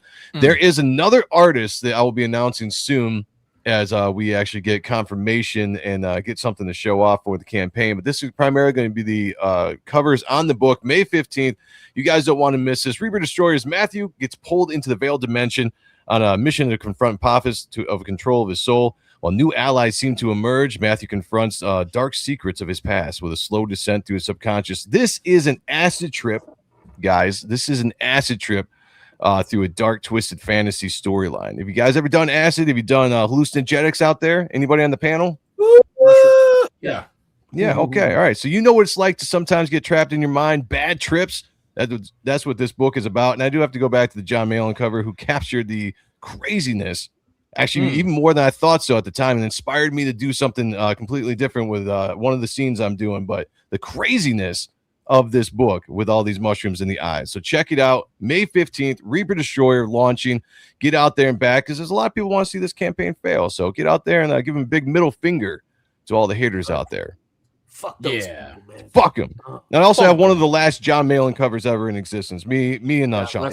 Before he passed. So before he passed. Yeah. So you definitely want to make sure you grab this before it's done. Absolutely, guys. Go Number out one there. all-time cover artist.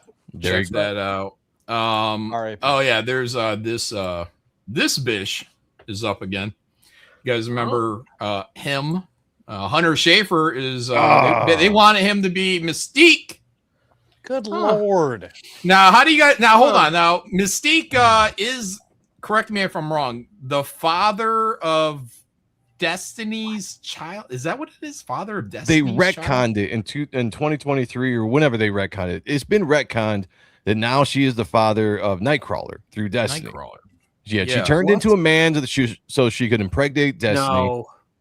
Yeah. What? And yeah, well, that's what they retconned it for. So now they're using it as an excuse to have a trans person, a man, impersonate a woman to play the character of Mystique in the new X-Men. I think it's garbage, and this is DOA if this happens. Yeah, it is. Wait, what? I thought she was the mother of Nightcrawler. Now She was originally, but supposedly they say that Chris Claremont back in the 80s wanted to have this storyline where she was the father, but the Comics Code and Marvel at the time said, no, we're not doing that. So they made it so that she was the mother. And I guess they retconned it. Charles Xavier doing his thing. Yeah, it covered up the memories. So it made it, what was it? Azazel, I think, was supposed to be Nightcrawler's father. Yeah. So it was like Mystique and Azazel were his parents. Yeah. Apparently that was all an illusion. And it turns out that it was actually Mystique turning into a man and using her penis to impregnate Destiny. This is from Google, based on recent Marvel comics, specifically X-Men Blue Origins 2023, it was revealed that Mystique is actually Nightcrawler's father. She used her shape-shifting abilities to transform into a male, taking on the genetic material of Azazel, the previously assumed father. That's the red guy. To conceive Nightcrawler with her partner Destiny, Irene Adler. Irene? That's Destiny. Yeah. From Brotherhood of Evil Mutants. Oh, not Rini. Okay, all right. That'd be kind of weird. What are the chances? So they got the same name. Yeah, the other Irene. thing, and because I did a video about it, is deep dive. Supposedly, this all stemmed from something that Claremont had said at a panel or something, that he had an idea of this. So they track it back to something he's on record saying that was never official in the books. As a way to say, yeah, we're going to do it. We're going to make it canon. And they made it canon. People were talking about it just because it was disgusting. Yeah. And that's not what a shapeshifter could do. Like, I mean, I don't think you could automatically like produce new organs. If that's the case, Yeah, like make sperm, you mean? Just start cranking out some seed? Yeah. Let's say if you're a shapeshifter and we're going to put you on another planet. Are you able to just shapeshift to be those aliens and you can breathe whatever the climate is? Just, I don't know if that's how that works. It's lazy. Oh, man. It's lazy because they wanted to work in the trans angle into the character, just like they made Iceman gay and all these other characters, bi and gay and all that stuff. They wanted to have like a trans representation, and they did that with Mystique because of Claremont. And as much as people like Claremont, I'm sorry, he's a little bit of an SJW, and he said a ton of stuff over the years about these characters, and people just run and be like, well, Claremont, the original writer or the writer for this series or whatever, said this, and that's canon, so let's make it that way. And now this is what we have.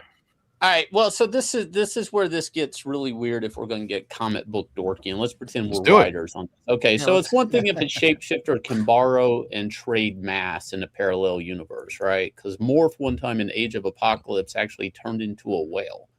So that's kind of canon that a shapeshifter is able to, pull mass from another dimension and then subtract it if they need. Like the shapeshifter in one of the Star Trek things turns into a chair at one point. So it's fucking weird once you think about the sci-fi nerd shit of it. But okay, so a shapeshifter sees something and then they become that shape, right? How would she understand how to make testicles and sperm? Right. That makes sense. She can make X and Y chromosomes. Like how would she understand how to do the internal? Like I understand. Well, hold on. Outside physical, but so, internal. Wait. If it might just be like an instinct. I think there's an argument that they could, because if you're turning into a whale, then you're converting your breathing to what? Well, I guess it's still lungs, right? For whales, yeah, it's oxygen, is it no gills? No, well, I'm not even sure he did that because he just landed. He never went into the water. He's never in the water, just outwardly a whale? That was my argument. I don't know if a shapeshifter can actually change their internal organs. Like they would have to have that knowledge. I would make the argument that you could, I guess. But if you turn into a chair, do you die because all your organs turn into wood? That's what I'm saying. You're and stuff. Yeah. You still have your lungs and everything else when you're a chair. So why would you have different organs when you're? It's kind of strange. It would have to be established somewhere in history that rules for shape-shifting at some point. I don't think this has ever been covered before. It's the plot armor and just the ability to be like, oh, it's a shapeshifter. They can do anything. So let's just move on with it. But yeah, like it's none of it makes sense to actually be able to turn into a man and produce sperm if you are essentially a female shapeshifter. You know, it's the same thing if you were a male shapeshifter. Could you turn into a woman and get pregnant? You know, Can you imagine? Can you imagine throwing a funeral for a chair? Actually, that's my best friend over there. In an act of desperation, or just conveniently, he thought it'd be LOL so funny if he became a chair, but his organs disappeared and died, and he's stuck as a chair for life. Damn. Well, at least we can get some use out of him. Take a now. turn sitting on him. Yeah. Anywho, I think it's an interesting idea to do that, but what kind of bothers me is that they do it with these long-standing characters. Like, you want to fuck around, you want to really get in there, create a new character, give it 20 fucking years to kind of get into the culture that it's turned into a man in the past or whatever. And instead of hijacking these, just like Bobby turns gay, just make somebody else gay. It's not turning all these already established characters into things that they aren't. How about that? Why is that so hard? You want to make a new character? Just make a gay character. Just make a new character, and it's gay. You can establish it from the get-go, let it run, and then if they're shapeshifters and they can turn into dudes, and when 20 years down the road, we can say, oh, and he had a kid because he turned himself into a fucking dude, and we'd be like, well, they set all that up. We knew it was a fucking gay icon anyways, who's off there. You know what I mean? Like, okay, that works. John, I want this works. one gay. Yeah, it's always gotta be like, we gotta do it now. Let's hijack all this other fucking history and let's do the fucking outrage thing, but something that we can't take back. You can't unsuck a cock. You know what I mean? Like because in Destiny, isn't Destiny like an old lady? Like, isn't that like the thing? Like I can't remember. Old fucking lady. Yeah, all this shit. Yeah, oh, really? Blind. Yeah, so Mystique turns herself She's into older, Azazel so she can fuck Destiny? An old lady? That's weird. That's just weird. The left can't create, man. They can only destroy. Well, just going back to John's point, the reason why they do this to old characters is because they can't create new characters that hit.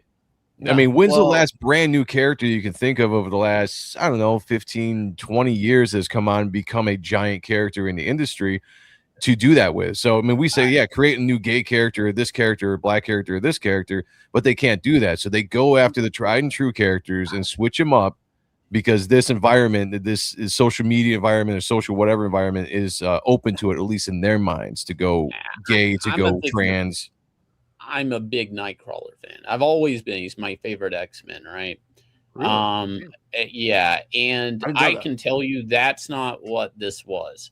It's still fucked up. I'm not saying it's not, but most people aren't out here crying in the street that they did this to Nightcrawler.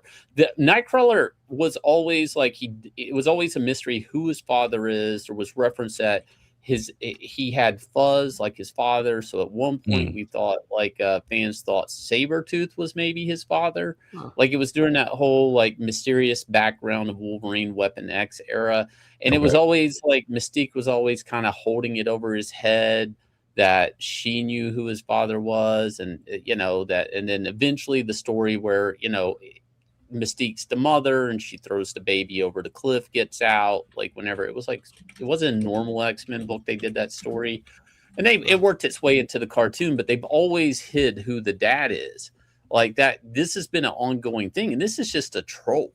Like, I mean, this is a way to punk everybody who was ever invested in the character and trying to figure out who his dad was. And be like, no, it was the mother the whole time. Because Nightcrawler isn't going to make headlines. Mystique able to do this, kinda, sure, but I mean, even if you're trying to represent the trans community, you're going to use a shapeshifter, to do that. It's like it's like loose. It's like shapeshifter can be anything. Is that your icon? That's your Marvel superhero, is a shapeshifter for the trans community? It's just weird. Yeah. It'd been a more interesting story if she was able to impregnate herself with her shape-shifting abilities. You know what I'm saying? And then it'd be better if she was a hermaphrodite. Well, okay. If I don't know. When did this happen? 03 or 2023. Yeah. Okay, so like if in 2015 we see a comic, maybe it's out there, maybe it happened, where we get Mystique like as a chick, but she's at a urinal taking a piss. You know what I mean? Yeah. Oh, it'd be like, oh, okay, well, she can, create a cock for herself, and You she's just- kind of into, like you start turning her into a little bit more of a freaky deaky. Maybe I'm gonna fuck this old lady Destiny. Like, okay, well now she's, it's moving more that way. Yeah, I don't think Just that gave happened. them- Maybe it did. Give them the arc, John. Just gave them the story. Anyways, I'm more here trying to help him out. Moromi brings up a good point though, in the plot hole of all of this is like, why does Nightcrawler and Azrael have the same powers, which they do, right? So it's kind of like, I mean, this was, I don't know, it's just them fucking around.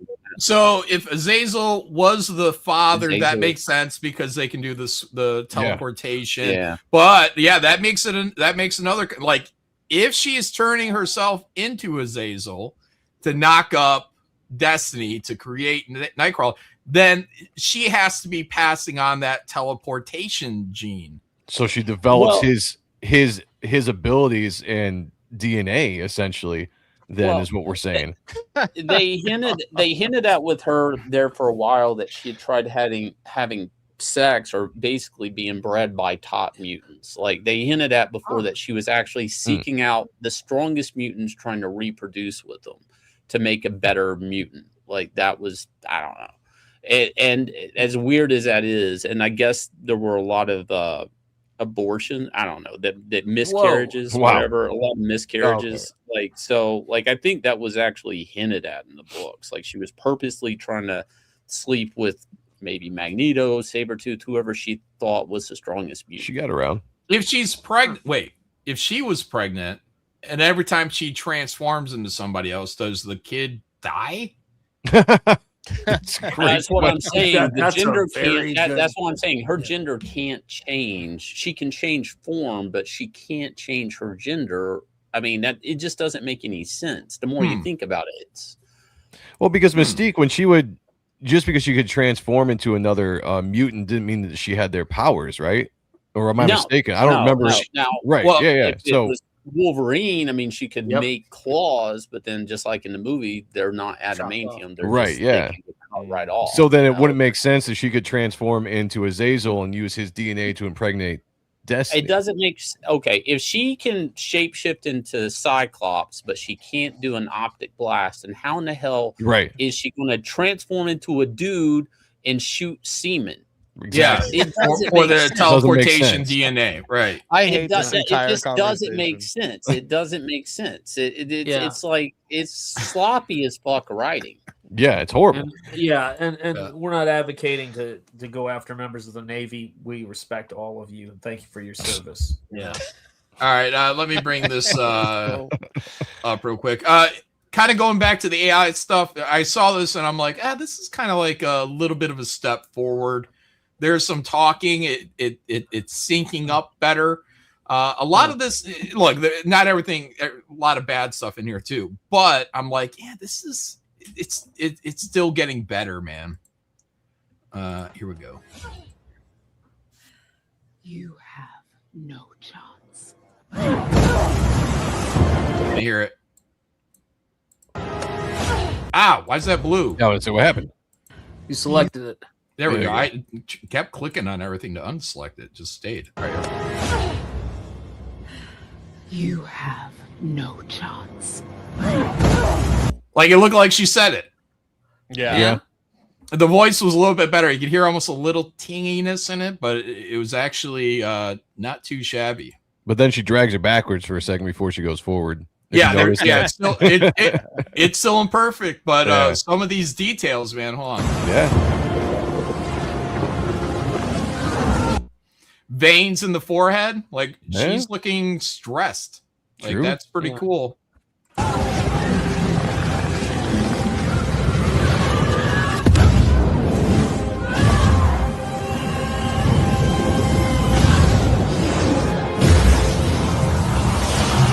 are some legs. What's that? I said those are some legs there. Yeah, she had some thighs. She had some serious chunky thighs. Yeah, she had some thighs there. Let's Powerful. Oh, right here, black, yeah. Independent. Yeah. I don't need no man. It's woman. pretty. That's some pretty serious shit there. Oh, let me just. Yeah. All right.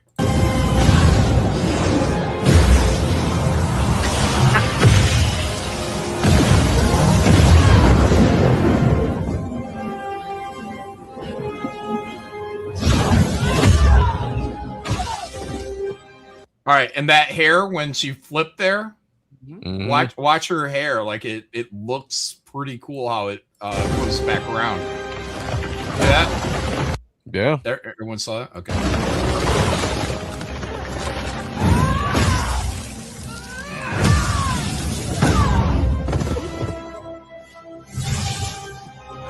Yeah, those are some thick thighs, man.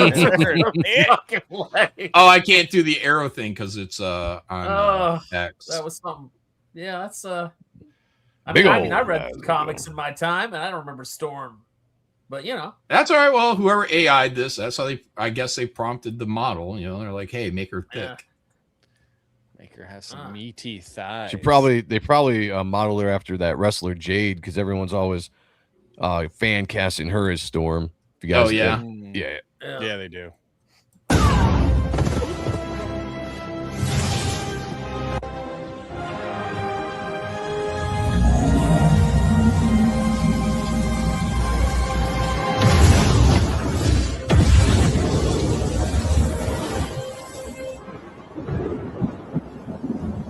You know, with AI, you don't have to hire butt doubles. Because what's her name had to have a butt double because she has no ass. Oh, That's true. That is true. Halle Berry. No, Allison Brie. Who played Captain Brie Marvel? Larson. Brie Larson. Has no Oh. booty. They had to hire a butt double. Yeah, that's a shame.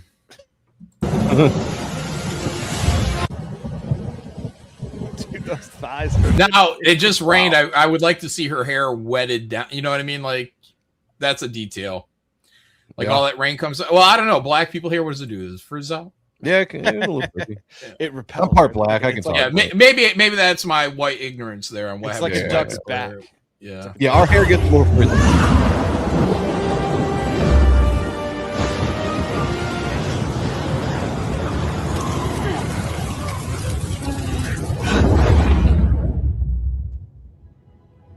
Right here, I was like, man, make out. And they almost do. They almost do. But it's kind of stiff. Someone be dead right here. You would think so. Well, hold on, because He this can't be ending, dead. with the ending, I'm like, wait, what happened? Oh, I thought they. I know you were like me. I'm like, here we go. We're gonna get. Yeah, what is happening? I don't know. Is that a power that Storm supposedly has now? She can make out with some go chick and then suck go into inside her? you? John, look at my AI video. My AI video is a million times better than that one. Oh, right? these doggies.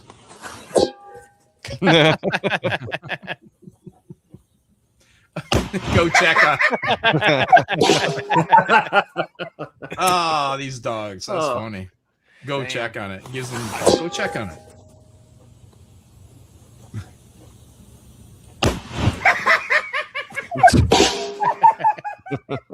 Yeah. I think with the video that John shared, I do think that's how you're going to see AI being used in movies here pretty soon, is with the special effects to begin with. Because, I mean, the special effects that AI are putting out there are pretty damn legit.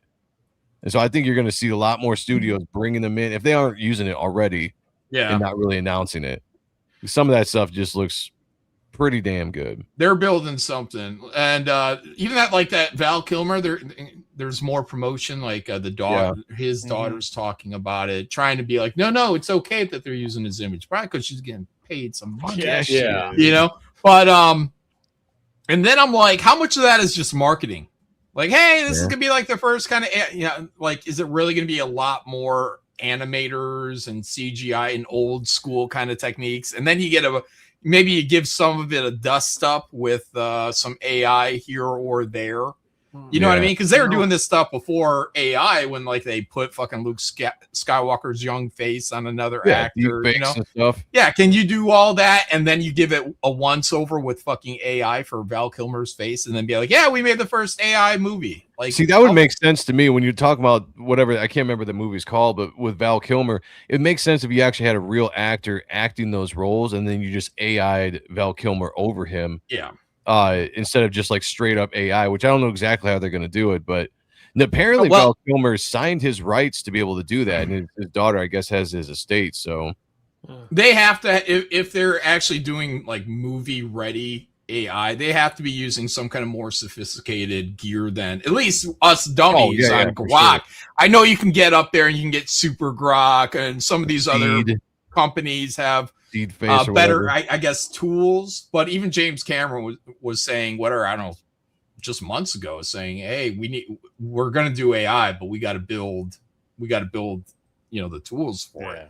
Yeah. So, and you just do AI prompts to make Val Kilmer show up in a movie and interact with people. I think that's a little bit beyond right now. And it's a little bit more marketing than it's going to be actual, hey, this is AI Val Kilmer. Yeah, all the AI we play with is actually probably being used to train the AI that Hollywood will end up using. Like, we're actually building it for the tech companies right now as we play with it. Good point. Price of AI tokens shot up like 9 times last week. Is that something like how many prompts you get or something? Yeah. Like certain AI like Nano Banana or whatever, you pay a monthly subscription, and that gets you a certain amount of tokens that you get to then use for your prompts, and then you can run out of tokens, and then you have to wait till next month. Hiroshima says, John, remember Disney just gutted a bunch of special effects people. Yeah, it's true. Yeah, they're getting ready for some AI. They say that's not the case, but they won that lawsuit, right, with or entered into agreement with Midjourney. Isn't that correct? So they pretty much. Oh, okay. That's going to be their thing. Oh, okay. It was part of all that shit that went down. I thought that makes sense. So, no, they pulled all their characters from other AI. Basically, they're going to sell AI. I think in the end of it, like I think they're going to probably sell an app where, like, basically, if you want an AI Spider-Man, they're able to control it and make sure it's licensed. You're paying a fee or something. The problem with it is like, I don't know, man. I came up working in licensing at DC Comics for years, and even getting comps was such a headache because it was all on disc, and basically they didn't want to give it to me because if I just burned that disc or whatever, I'm just giving out all these free license images. So every China knockoff company, has a Batman off me, and that and this is just inside business talk, but basically Warner Brothers had like an office set up in every country. Jesus. Jesus Christ. This motherfucker. Shane, why Shane? What was that? They had an office set up in every country so they could sue everybody in other countries trying to pirate images and making knockoff products. So I don't understand how they're going to control that today with AI, because if they don't pull their characters out of these programs, then basically any guy in another country can make their own Spider-Man product and their own images for products. Did Trash Gas get taken down? I know, I've seen that in the chat. I don't know.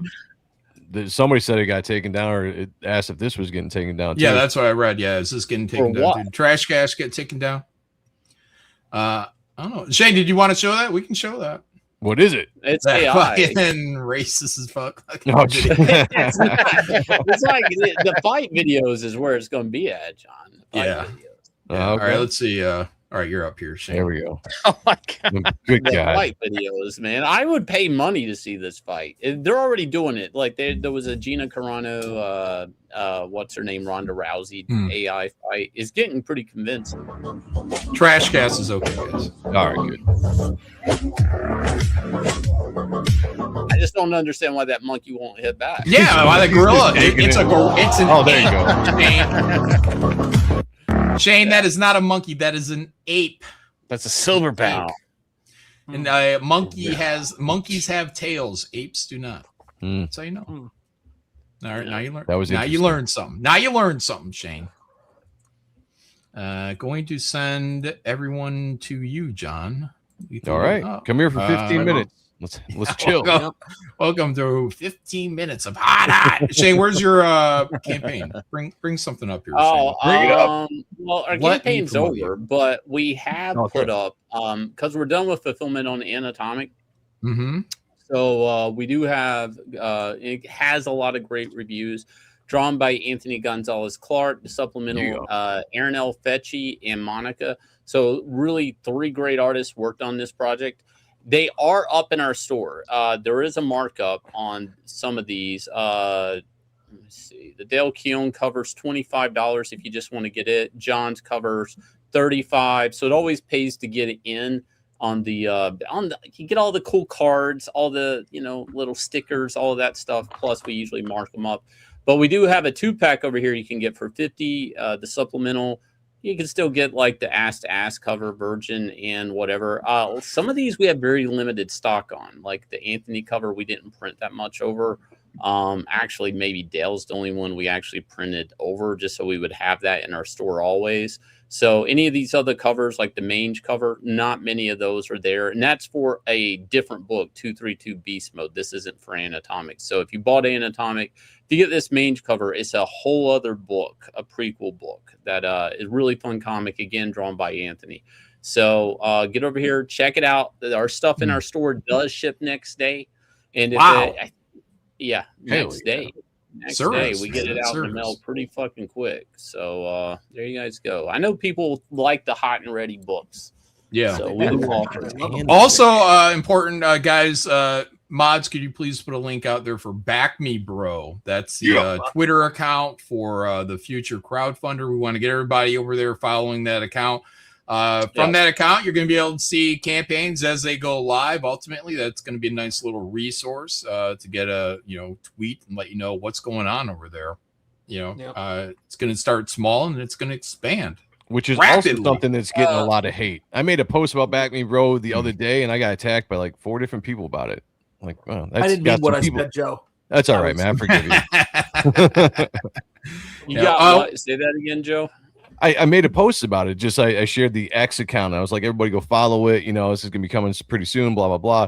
And the usual people came in and started just being like, "Oh, I'm putting my money there. I don't trust it." I'm just like, man, you guys are a bunch of fags. So we had a meeting with our payment processor yesterday, and we're waiting to hear back on the final of that. But everything's looking good. We run some tests in the background to make sure the back end's actually adding up and stuff. And the cosmetics on the site is pretty much going to be, I want it to look as close to old Indiegogo or Nine Lives Comics as possible.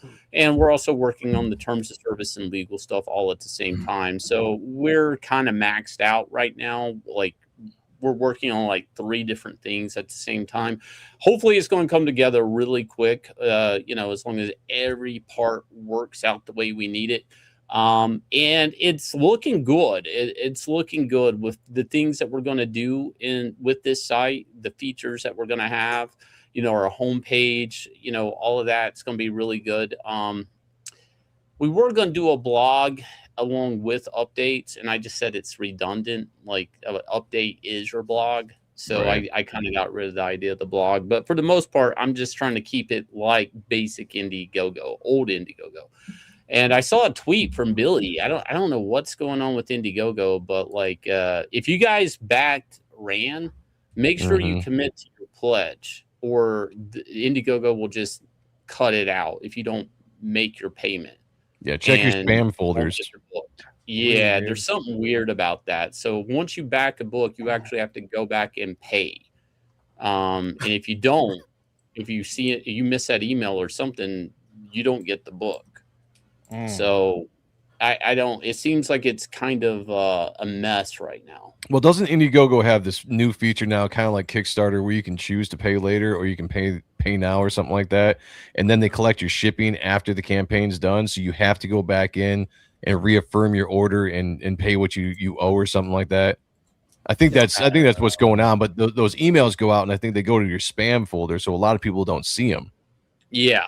So, all right, guys, go up there, sign up, get on Back Me Bro, follow that account. Shane, I found this. It made me think of you. Oh wow. Yeah. I don't know why. Why? Well, Shane has started knitting. Shane, did you film this? Nah. It's like, the fact that she went out dressed that way, but you're the one looking and gooning, and she's like, "No, not you." It's like, what? Everybody else but me? Everybody but me? I'm the guy that this isn't for?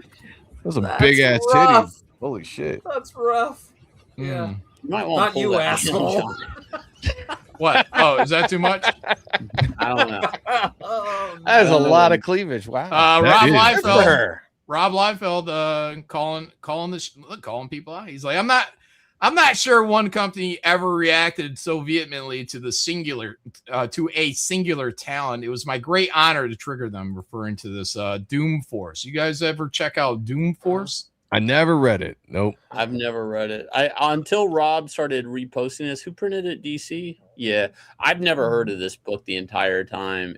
I mean, if DC did it, they didn't take it serious. These characters never went anywhere. Well, no, it was a ripoff of. It's a parody. Parody. That's what it was. See, they're like, hey, look, we're doing that feral shot from. I get it, but DC doesn't do parodies. That's the they weird did. thing. It's right here. It's Doom Force. There's a parody of X Force. I get it, but Dan, you don't understand. If it's a Mort character, even a funny Mort character, Dan DiDio would work that fucking character in like Ambush Bug. Nobody likes Ambush Bug, but they would force that fucking character into shit all the time, or War Dog, or some weird Mort characters, Condiment King.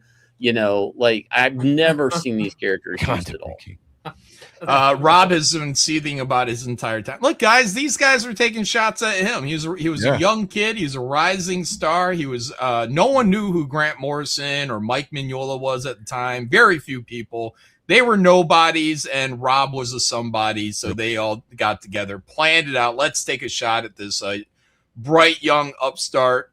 And see if we can't make his time in this industry miserable. And they failed because he became ultimately a god in the comic industry, Shane. God. Millions of dollars. So were they taking shots at Rob or also at Marvel at this time? I need to know exactly. I mean, it's pretty much Rob. It's look at it. It's a shot at Rob. It's a take on X Force, Doom Force, X Force. It's got all of Rob's. It's a mock up of like Rob's style. I think the artist, who's the artist on this book? Because he doesn't normally draw like this, but he was specifically commissioned in this book to draw like an exaggerated Rob Liefeld, just to poke fun at look him. at these faces. Look at them. Come on. But this is funny. I like this. Which one of these heroes will die in the arrow? Like, it's got nothing to do with. But that's just it. It's got nothing to do with a Robism. That's just funny. Yeah. You did one thing funny there. Good on you. Giffen, Mignola, doing penance is what they wrote. Doing penance. They must have not have liked working on X-Force with him. Yeah, Mignola went in there, did a fill-in. Look, Rob was gracious enough to step down for one issue of X-Force and allow this fairly unknown Mike Mignola to come in there and redraw over Rob's layouts. Yeah, Rob laid that out for him. Yeah, and even though it was laid out, I remember looking at it, I was like, I wish Rob. I wish Rob drew this. Ryan Blue Thunder brings up a good point. He goes, I mean, Slade Wilson. Yeah. So was DC butthurt because of the of Rob making Deadpool, which is basically yanking? Well, for one, Marvel and DC have done that. You make one, we make one, you make one. This back and forth. Wonder Man, Wonder Woman. They've done this stuff. Deadpool was popular with fans, but I mean, I don't think it was like a huge thing at that point. It lit a little fire, and then it kind of went away. I'm trying to remember. You know why? It probably went away because all the energy of Marvel Comics at that time left the company and formed Image Comics. So that wasn't too long. Deadpool had like a mini series, though. I'm trying to remember. It must have been after Rob had left. In the 90s, later on, was it 90s? Joe Matter. It was a Joe Matter era 4-issue miniseries. Yeah. Great. But it was like, who was it? Somebody else. They put the little stupid little thing on the cap, and like somebody went in there and started doing some turned him gay, basically. And then he became popular. Like, that's just it. Like, and that's how I feel about Deadpool. When Deadpool came out, I was like, this guy's like evil Spider-Man, kind of like a Joker almost, just doesn't care who he kills. He's a wild card. He's dangerous. That's what I thought about Deadpool. He's a villain. He's a villain. Then they went and turned him into, hey guys, villains are kind of, there's gray areas. They're not. They got reasons. Joe Kelly, was that Joe Kelly at McGinnis stuff? Tacos, guys. He likes, or chimichangas. He likes chimichangas, guys. And B. Arthur.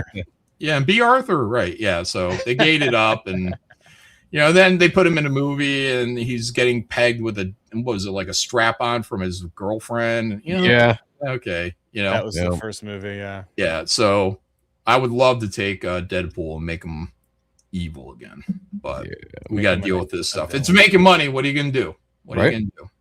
You got to wait for it to burn out until everyone's sick and tired of Deadpool. Probably gonna take 20 more years, and then they'll be ready for a Dark Knight back to kind of basics. Yeah, he's fucking murderous piece of shit.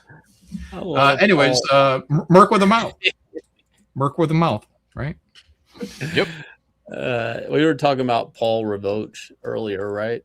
We were. No, it came up. Oh yeah, you were. You like. Oh yeah, we were. You're right. Yeah. Paul Revouch announcing his new crowdfunded book in 3, 2, 1, and then right down here's Paul. Is that supposed to be a big diss, Elliot? Like, I don't know why that's funny. It's like, I feel like he's trying to talk like it's like the Steve Buscemi meme where he's like, hey, kid. I can't wait. Did he block me, you son of a bitch? Didn't he Did he block me? Oh my god. Yeah, you look blocked, man. Didn't he join Comicsgate because he was mad at not getting a job at Rippaverse, and then he left Comicsgate because Ethan didn't hire him, so he's mad. Like, so basically, I don't remember this dude. He just gets mad when he doesn't get hired, and this is what happens. Yeah, when he's not making, I guess, enough money from people around him. But it's like, dude, we're just kind of like a hangout, like a movement. We're not your career, Go make something, make something happen. We'll try to help you. Give me a job, or I'll have a temper tantrum.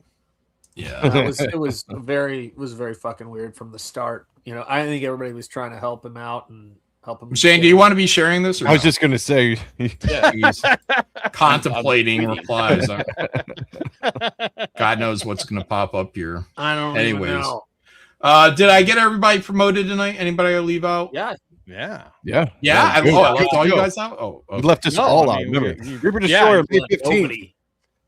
Reaper Destroyer May 15th, guys. I think that's worth another mention. In about 2 weeks, this book is coming up live. Exciting. Yeah, get on it. Shane went straight to the reply.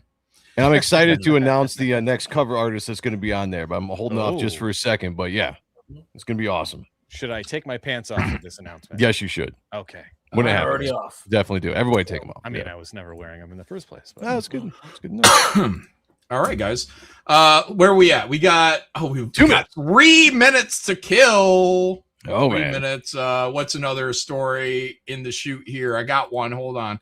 Give me 1 second. Oh, I got to bring my bookmarks back up. Everyone go sign up for Silence Do Good. Okay, thanks. Bye. Silence Do Good. Indiegogo. Go sign up for it. It's going to be awesome. You're going to love it.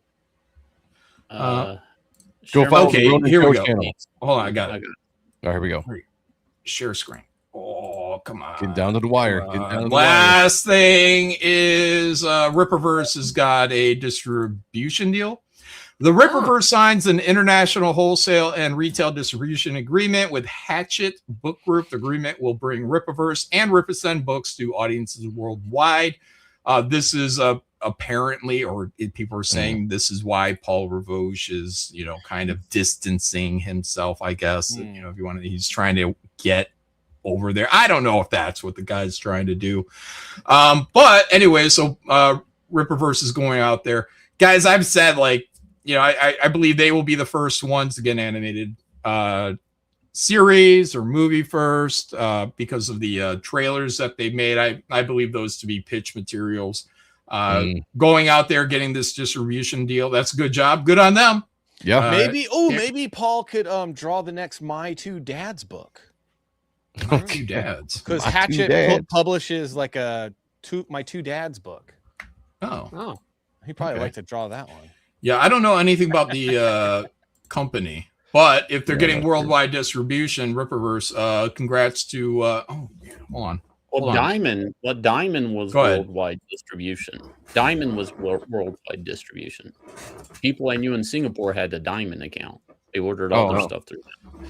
Diamond, the worldwide distribution is almost pretty much every distributor now. Yeah. Congrats to them, everybody over at Rippaverse Comics. Always been in your corner. Oh, have you, John? Yeah, he's got the hat and everything. Look at the isomat. I've been wearing that the whole show. Yeah. People just don't notice. He's true blue. On Malin. Anyways, all right, guys, we did it. We got our 3 hours in. I want to thank everybody on the panel. I want to thank all of you guys out there in the chat for being here. Appreciate all you guys. Have a great night, and we'll see you next week on Shane Davis's channel. Go check out Ballers. No, you won't. No, wait. You won't. Oh, yeah, you're going on vacation. I'm taking 2 weeks off, or at least 1 week. Right. So somebody will sub in next week. John, you guys figure it out. Sean did it last time. Sean will do it next if he wants to, and then it'll go to Joe if Sean doesn't want to do it or can't do it. There you go. Sean, are you available next week? I'm available next week. All right, it's gonna be on Sean's channel. There we go. All right, guys. Thank you all very much. Have a great one. Bye. Put your hands up in the air.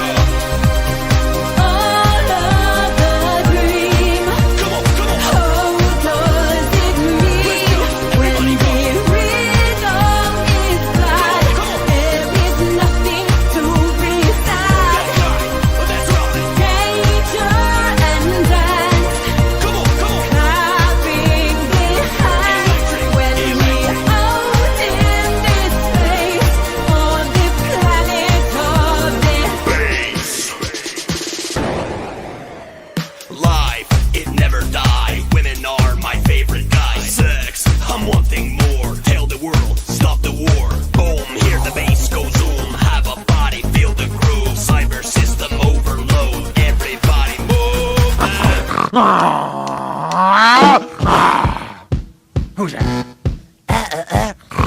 Now get out of here. You fool, get the fuck out. You ready? You goddamn better believe it. Then take your drawers off and work your legs. Open your ass up like a keg. Let me tap it. I must have it. Very fool, you are mine. I'll drink your ass like wine, and when semen pours all over your head, you know you must be dead. Skeletor, I know you groove and shake it so damn good. And when you come on through my hood, I'll give you a piece of what? You furry fool, I know, and I will not disagree. But there's one thing we don't like, and it starts with he, man. Oh no, I don't know which way to run or turn. Don't worry, Skeletor, your pants on fire. My cock will burn. My cock's on fire. For more dick. You know, Skeletor, yes, my head is so damn thick like yours. No brain inside, just a lot of fucking fur. And if I ripped it off, you'd find a boy and call him her, right? No, Skeletor, that's not what I'd do. I'd bend you over and shoot chocolate goo in your asshole. Let me lie. Let me tell the truth. Now, who are you? I don't know. Let's break it true. Yeah, shake your ass. Come on, Beastman. Take your furry fur off. I can't, it's made of fur. Bitch, well then, whack me off. Grab your hairy palms. Hairy indeed. They're hairy as fuck. Break some leaves. Whatever you need. Now we're drunk. We'll be in jail. But I'll rape you, master. It never fails. He's always got my ass on his mind. And it's showing back. And when he waxes me, he waxes all night long. And that is that. Now, Beastman, what do you know about taking off your clothes? You're just a slut from down below in Castle Grayskull. Come on. Skeletor, I saved my leg for you tonight. And if you see my cock, I hope you go and fight. Skeletor, you made me do some coke. I'm up all night and it's no joke. Furry fool, break dance. Take off your furry pants. Take off your high heels and put them in your ass. Now somebody is tiptoeing and someone just came in. and someone's pretty fat. Beastman's pretty thin. Oh, I've got AIDS. Beastman AIDS, and I'll spread it into every good boy and girl today. Watch me give you cum stains in your fucking jars. Beastman, watch your mouth. We don't need that language anymore. Clock's not all. Don't you want to see me working now? Beastman, show 'em how you're gonna get my ass and plow. Now stick your cock inside, like Reagan fucking said. That faggot fucking douchebag only knows how to give head. 2 men in bed, his face is getting red. Listen to everything I fucking said.